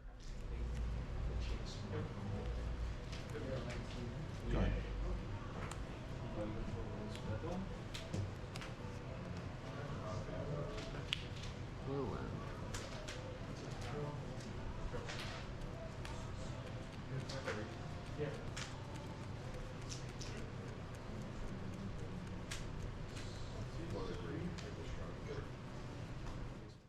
Greg's Blood Moon did something, but probably not enough to stop Rockford from going off. A lot of people, day one, you know, this match we're watching right now is recorded on after an event the first day of the bans. So this is very early on. A lot of people talking about Mystic Forge. Is it a problem? Is it going to ruin lives over the next couple of months? People are worried. So it is 9. Okay, so Fury pitching Shatter Skull Smashing is happening right now. Greg trying to figure out what to kill. You could hit Planeswalkers with it. On top of that. Okay, yeah, so it's going to be 2, 1, and 1. Alright, I'll float the mana. Yeah. So that's that. I will Glaring Fresh Raker dies, which is pretty good for Greg. Greg's going to copy Fury now, which is pretty cool. No copy token for Greg. Very interesting. fall forward to that. Yep. Evoke trigger. Yep. 6 at you, 2 at Karn. Yep. Alright. Okay, Karn gets knocked out by the Goblin Shaman. Rockford takes 6 from a copy of Fury. So you were at 17. I was at 17. You take 6, go to 11. Yeah. Okay. Trigger and the treasure. Yep. Pass. Yeah, that Fury was huge. Trigger. Reflections of Kiki Jiki is still a powerful card in 2025. Thanks a lot, Wizards. They don't know what they're doing, chat. They're designing all the cards wrong.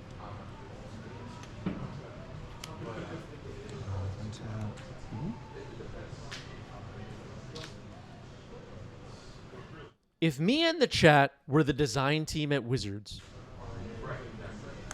we would have all this fixed by tomorrow. Yep. All right, here's Karn the Great Creator again. Gonna minus, or plus rather, on the Chalice. Chalice dies. So the Chalices are gone. I see some keys in Rockford's hand. And a glaring Fleshraker.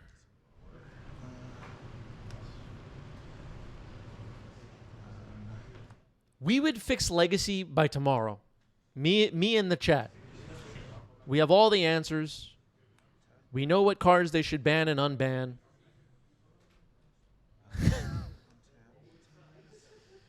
Oh, man. There's Tezzeret, Cruel Captain. Glaring Fleshraker, Lotus Petal, triggered the Fleshraker.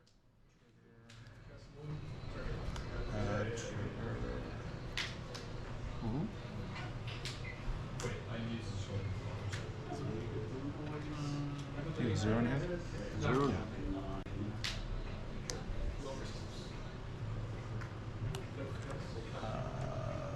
This guy? Sure. Okay, Portable Hole will remove the Goblin Shaman. Well, it looked like Greg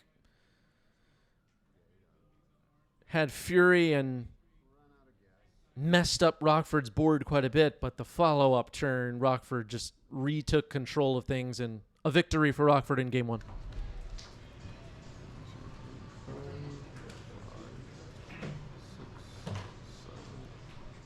Dexter says unban contraptions, and I'm happy. Contraptions never should have been banned. We should be contraptioning every chance we get.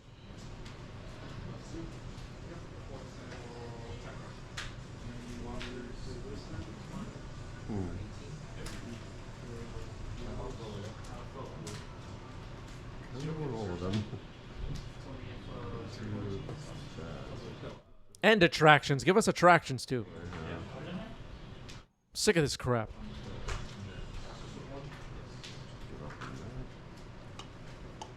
That's a tricky one. Why aren't they making the trading cards the way I want? That's the theme of today's show. I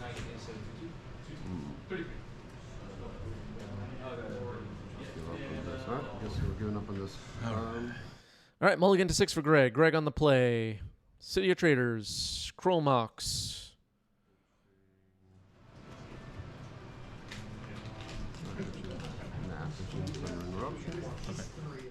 Pitching Sundering Eruption. Turn 1. Broadside Bombardiers comes in.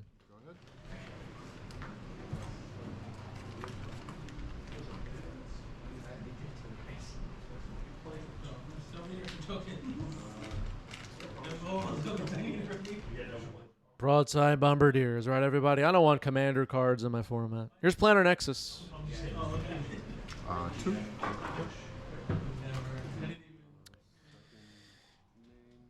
Okay, 4 mana, the One Ring. All right, the One Ring is now on Greg's side. Greg's going to draw a card.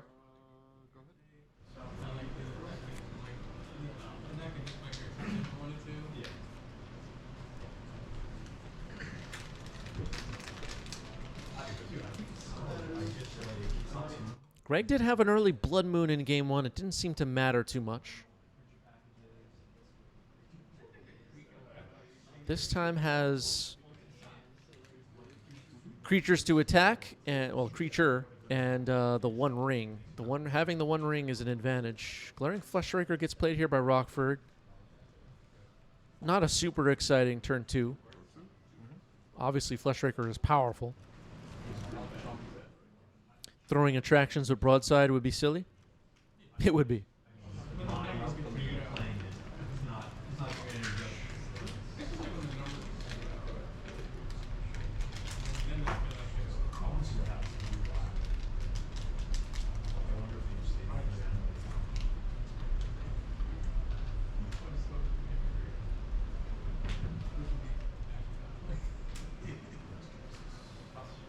Braid. A Braid takes out Fleshraker. Important card to get off the board for sure.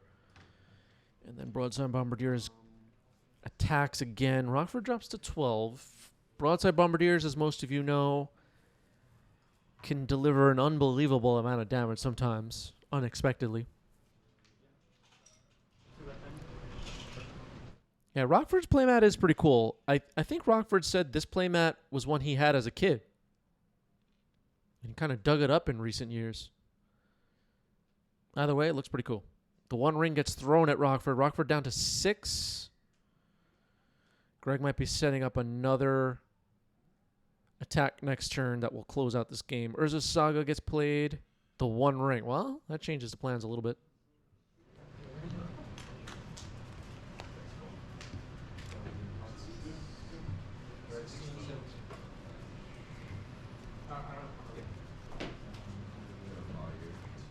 Mr. Arch has arrived, saying it's an old Spellgrounds mat. Yeah, I don't know much about that.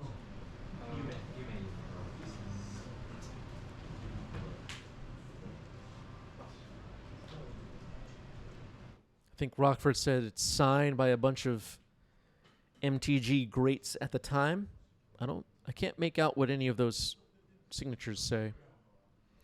Siemens Spirit Guy gets played. No attacks that turn. The One Ring protection made it pointless. Urza Saga goes up to 2. Rockford really low on life, as you can tell.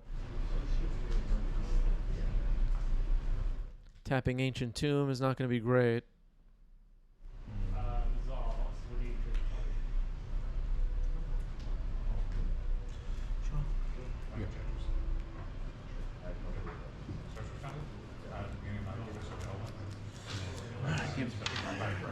All right, moving on to game 3.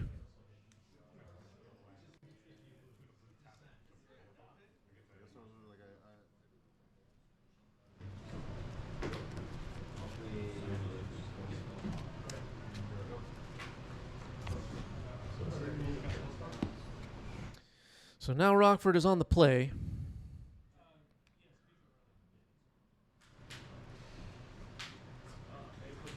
Alright, I can do this.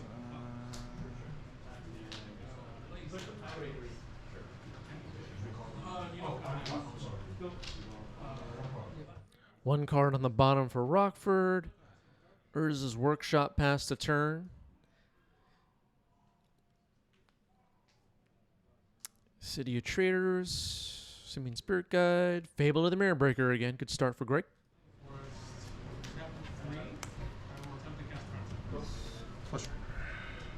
Glaring Fleshraker, okay. 18. The Goblin Shaman making a treasure here could ramp Greg a bit. Let's see if Greg discards some cards to the Fable. That's interesting choices. The Fleshraker, a card you usually want to remove from the board if you can. A little early right now, though. I don't think this Fleshraker is going to win Rockford the game on the next turn, but it potentially does a lot of damage over time. Nothing. Alright. Okay, Greg discards nothing. Likes his hand. Attacks with the Shaman, makes a treasure. Don't think we'll see a block. No blocks. Second name. This. One ring. The One Ring. I think technically that mountain, yep.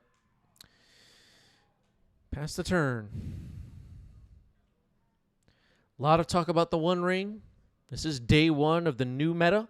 after the bans of Entomb and Nadu. Some people skeptical that the One Ring stuck around. There's a One Ring now for Rockford. Some people skeptical that the One Ring stuck around. We're gonna have to see how this unfolds.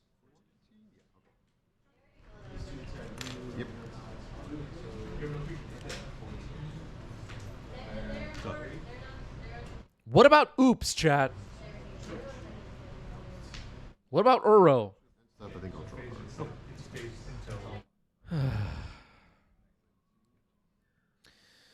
All right, Greg losing some life to the ring. I think they forgot the die on the One Ring. Greg has one, I believe. Trigger? Yep. So this has one counter. Yeah, some people talking about they'll keep the One Ring around because of the Hobbit set or whatever. Didn't they ban the One Ring in Modern this year? Like, it wasn't that long ago. Right? Like, am I crazy? Like, if that was a concern for them, wouldn't they keep it in Modern? You're right. Who the heck cares about Legacy? This I guy. had the one ring. Besides me and the chat. 1 damage. Okay. Yeah. My bad. Half the people on Legacy Reddit left. They're playing Flesh and Blood now. Could go, let's say if I go crazy here, I'll cross They didn't do the ban I wanted. I quit. this much. Oh, man, these people. It seems like They couldn't ignore it in Modern? I don't know. I just feel like that's a non-issue for them. So the Hobbit set's coming out. So what?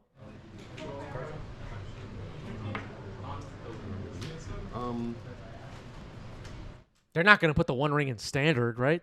That seems ridiculous. If anything, it'll be a special guest card, and people are playing the One Ring in Commander, and who cares?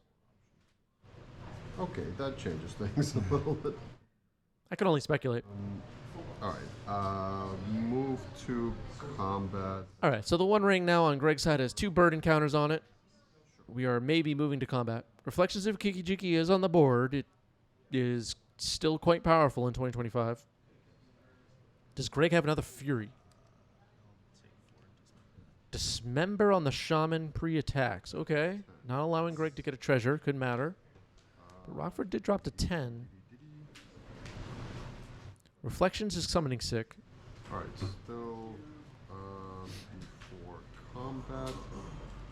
We're in your combat. We're in my set. combat. Oh, Alright, before so- you attack. okay, So sure. We're moving to second main. That's I will attack.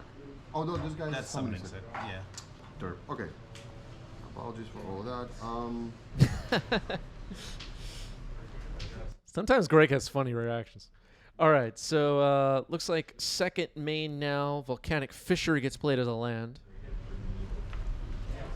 I will. 3. Play Magus of the Moon. Simian Spirit Guide, Magus of the Moon. Fury pitching Magus of the Moon. Kill Fleshraker now. Okay. Could have saved that for the following turn and did the Reflections thing, but getting Fleshraker off the board now seems fine. Rockford now down to 9. Gonna draw 2 cards off the One Ring.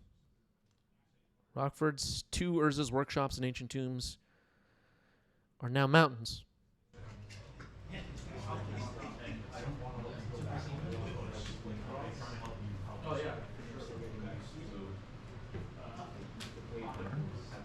Karn, the Great Creator. Well, that shuts off Greg's One Ring.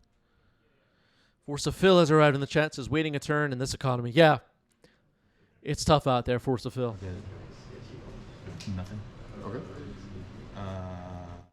I don't even get past turn 1 anymore. I saw Force of Phil yesterday at the bakery before Monday Night Legacy. Force of Phil was trying some very interesting cookies that I hadn't heard before. Very interesting stuff going on.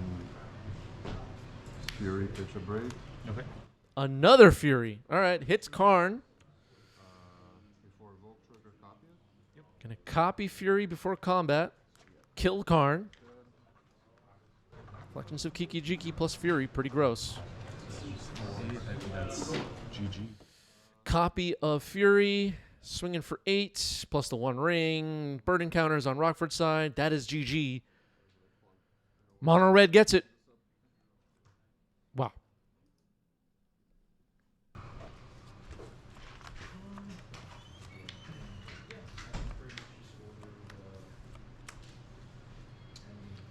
This is the most unfortunate bombs. I'll try it.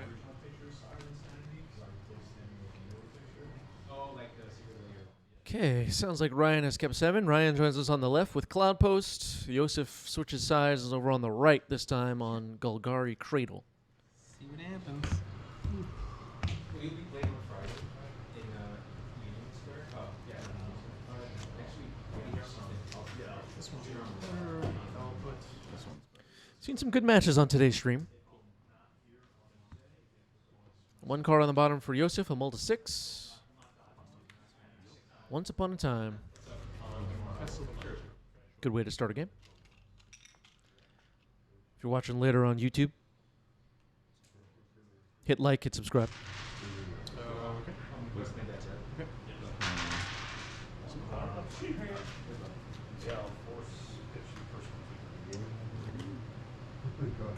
Actually.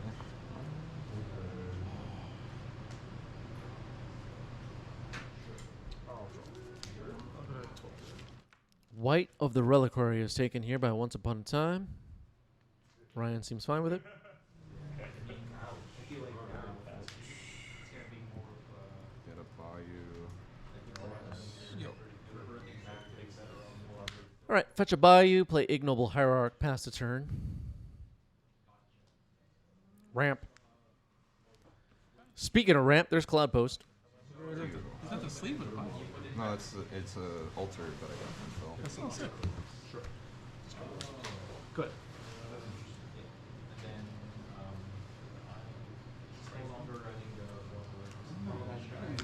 Good night, David. All right, there's the White of the Reliquary. It's on the board. It'll have some creatures potentially to sack next turn, especially if we fetch Dryad Arbor. Glimmer Post comes in. Ryan will gain some life. See you, bud. I can do the unconventional thing, or I can do the stupid thing. Well, you got 3 mana to play with. I know. But I could do like the dumb thing. No, I'm gonna be smart.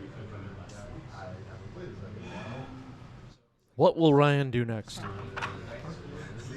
Well, just show me your hand, and then we can talk it through. Works. All right. I'm not gonna do that. You're gonna pitch one. Elvish Spirit Guide. I'm gonna exile there. And make Okay, so pitching an Elvish Spirit Guide, Kozilek's Command, targeting White of the Reliquary, and making some spawns. pass the turn.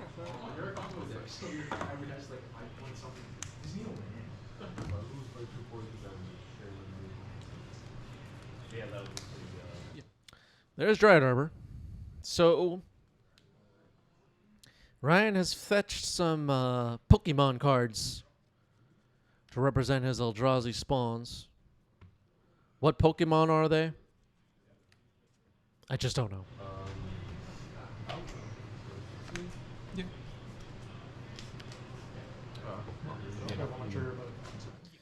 Green Sun Zenith X is 1. Could be Reclaimer.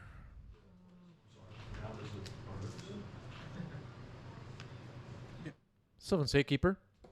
It's another valid choice.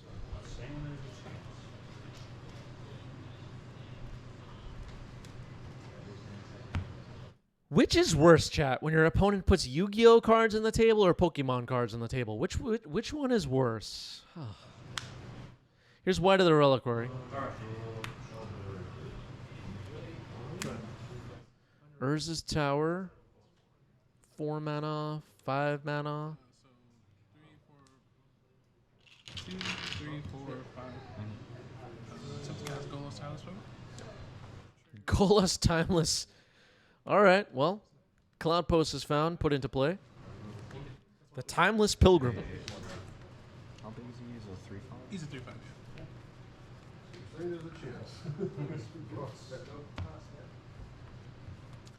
I like this card.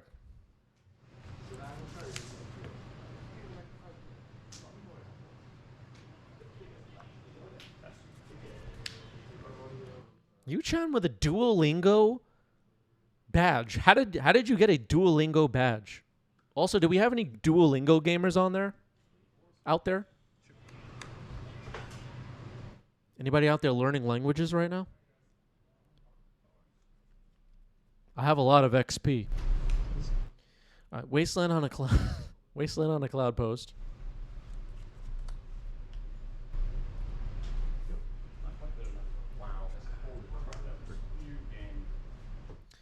Green Sun Zenith X is 3.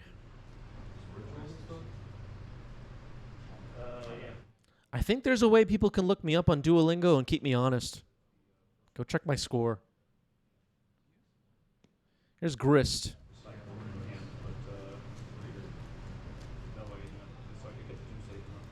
Yeah, don't forget to memorize every paint printing and every art of every magic card, everybody. You can get a Duolingo badge using the Duolingo app for Twitch. Maybe I'll do that. Not sponsored, by the way. I'm just talking about it. 3. Oh, block. Sure. All right, Dryad Arbor getting sacked to the white.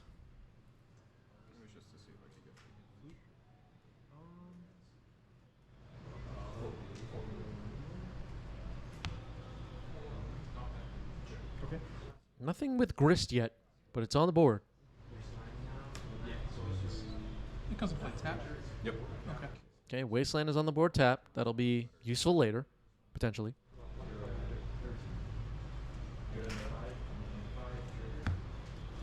Uptick. Yep. Okay, ticking up the Grist making an insect. Milled an Elvish Reclaimer. Didn't go after Golos. Gain 3. 25.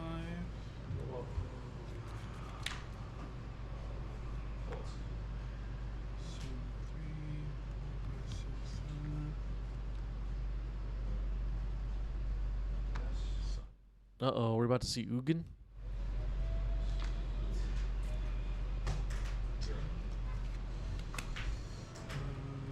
Wasteland and Black Ugin. Gonna exile Grist.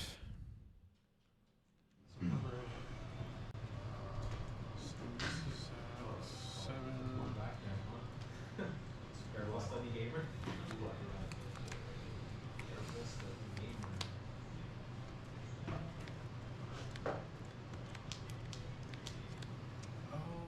Ugin is really powerful.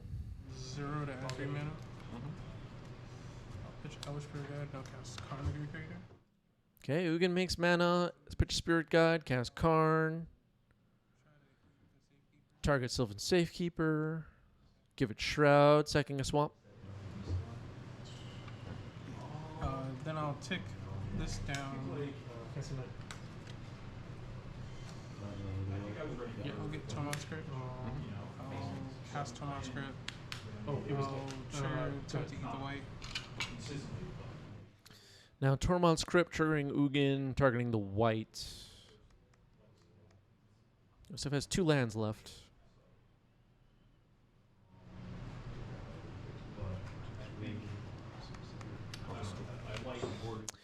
All right, Yosef's going to scoop. Moving on to game 2.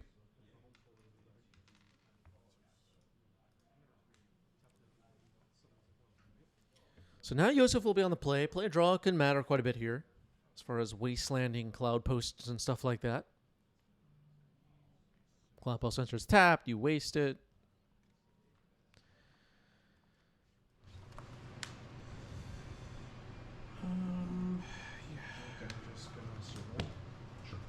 All right, 1 card on the bottom for Ryan. I'm all to 6. Turn 1 Thoughtseize, not bad. Planar Nexus, Glimmerpost, Urza's Tower, Ugin, Karn Silex, and Golas Timeless Pilgrim. The Silex is chosen and it's gone. Okay.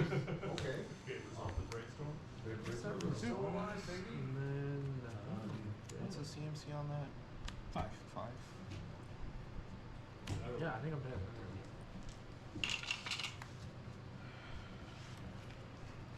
It'd be too good for transforming him. crowded anymore. It's true.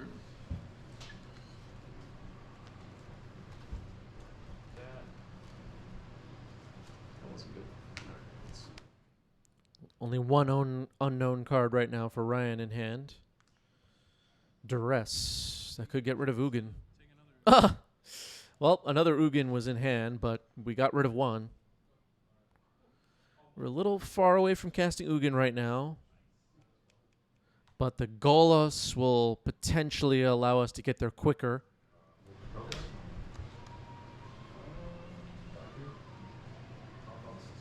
Spirit Guide off the top is a little bit scary. Noble Hierarch pass.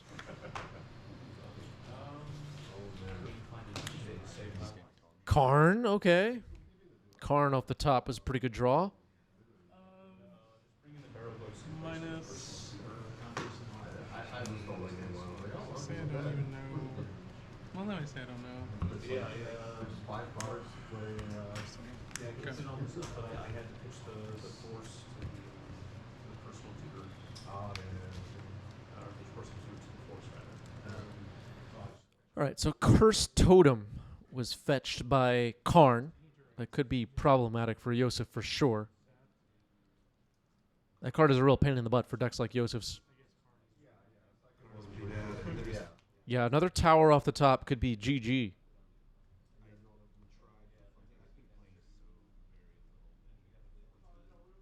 Yosef might need to Wasteland Planner Nexus now or be in trouble.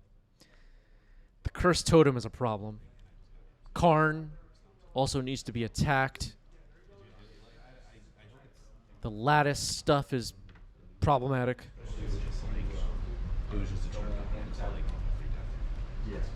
Yeah, Golos could potentially find something dangerous next turn as well. Yeah. Glimmer Post is the other card in Ryan's hand, in case anybody missed that. So Golos, Timeless Pilgrim, Ugin, Eye of the Storms, Glimmer Post, and Cursed Totem. Some nasty stuff in hand for Ryan. Karn's also at 3 loyalty. Basically, any non-Doom decks, I'm the super pissed about Entomb then because I was working in the spicy black blue Echo Galen for the Entomb deck. I know, right? Cursed Totem would shut off Noble Hierarch's ability to make mana as well, which is gross. Technically, I can still play that as a like, mono blue, but I don't know. I'll try this. Yeah, me too. There are multiple things that Yosef will have to deal with here.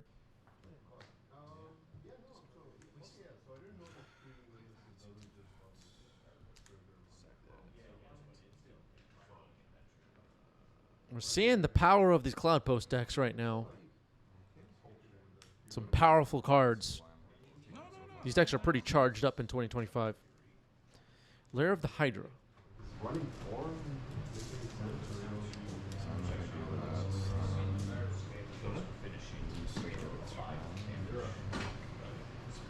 I just want to read this. Continue whatever you do. Lair of the Hydra is a cool card from Adventures in the Forgotten Realms. Sees a tiny bit of legacy play.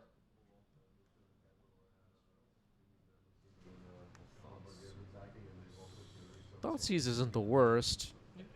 Getting Ugin out of hand seems very necessary. That was potentially the biggest problem we have. Sylvan Safekeeper is okay. It'll be a little bit worse after Cursed Totem. Karn is at 2 loyalty right now. Glimmer Post gains Ryan a little bit of life. We're a mana off for... Oh, no, I'm sorry. We have enough mana for Golos. So we could potentially do that as well if we are Ryan. We might just see Cursed Totem here. Which I think is correct. I think Firewood is overrated. It's very, very good, but you don't want to Plus see the Karn, it no in the target. opening hand because it doesn't really do anything because you're not playing Pay a 4 life when trying to disarm. or significantly So more go to 18. expensive. All right, so plussing Karn, Cursed Totem had shut off Safekeeper, so a Dismember off the top of the deck. Pretty good draws here for Ryan, if we're being honest. Killed the Safekeeper.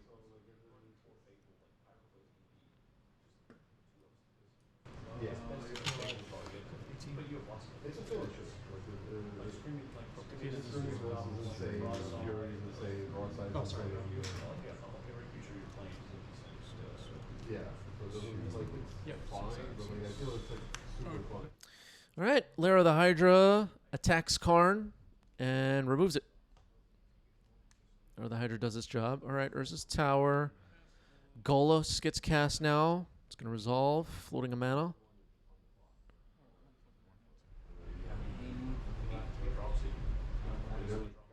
Curse Totem does shut off Golos' ability, which is mildly interesting. Play that isn't like a blocking play, then you're dead. So you just like if you knock it out, there's 19 damage. So you want the Fury, Bombardiers, and The activated ability.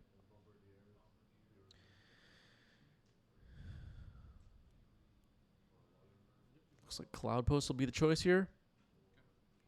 so like you attack twice with Nemesis. And then also another weapon. So you only need One extra clip? Yeah. Golos is a 3/5. It'll be difficult to attack through, potentially. Potentially.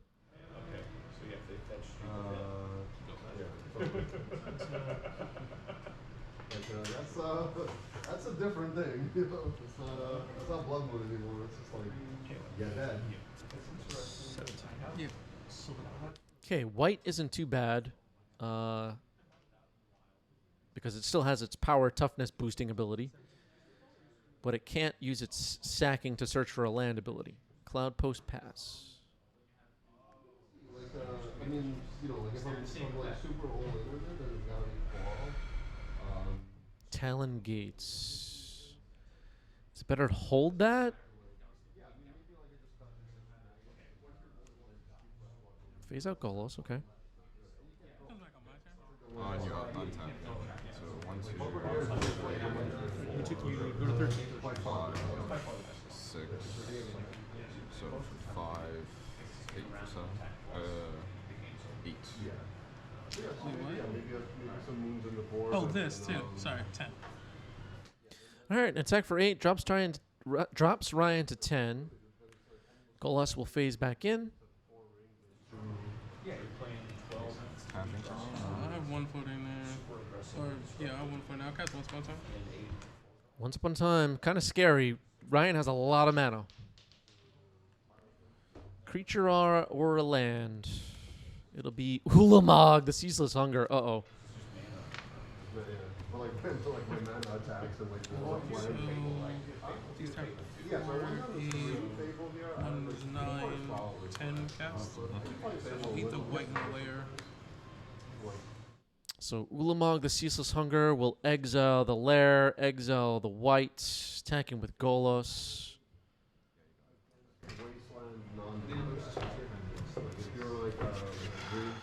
And it looks like that is the match. Did they test Ulamog for 1v1? Can someone check? GG's. GG's. Well, folks,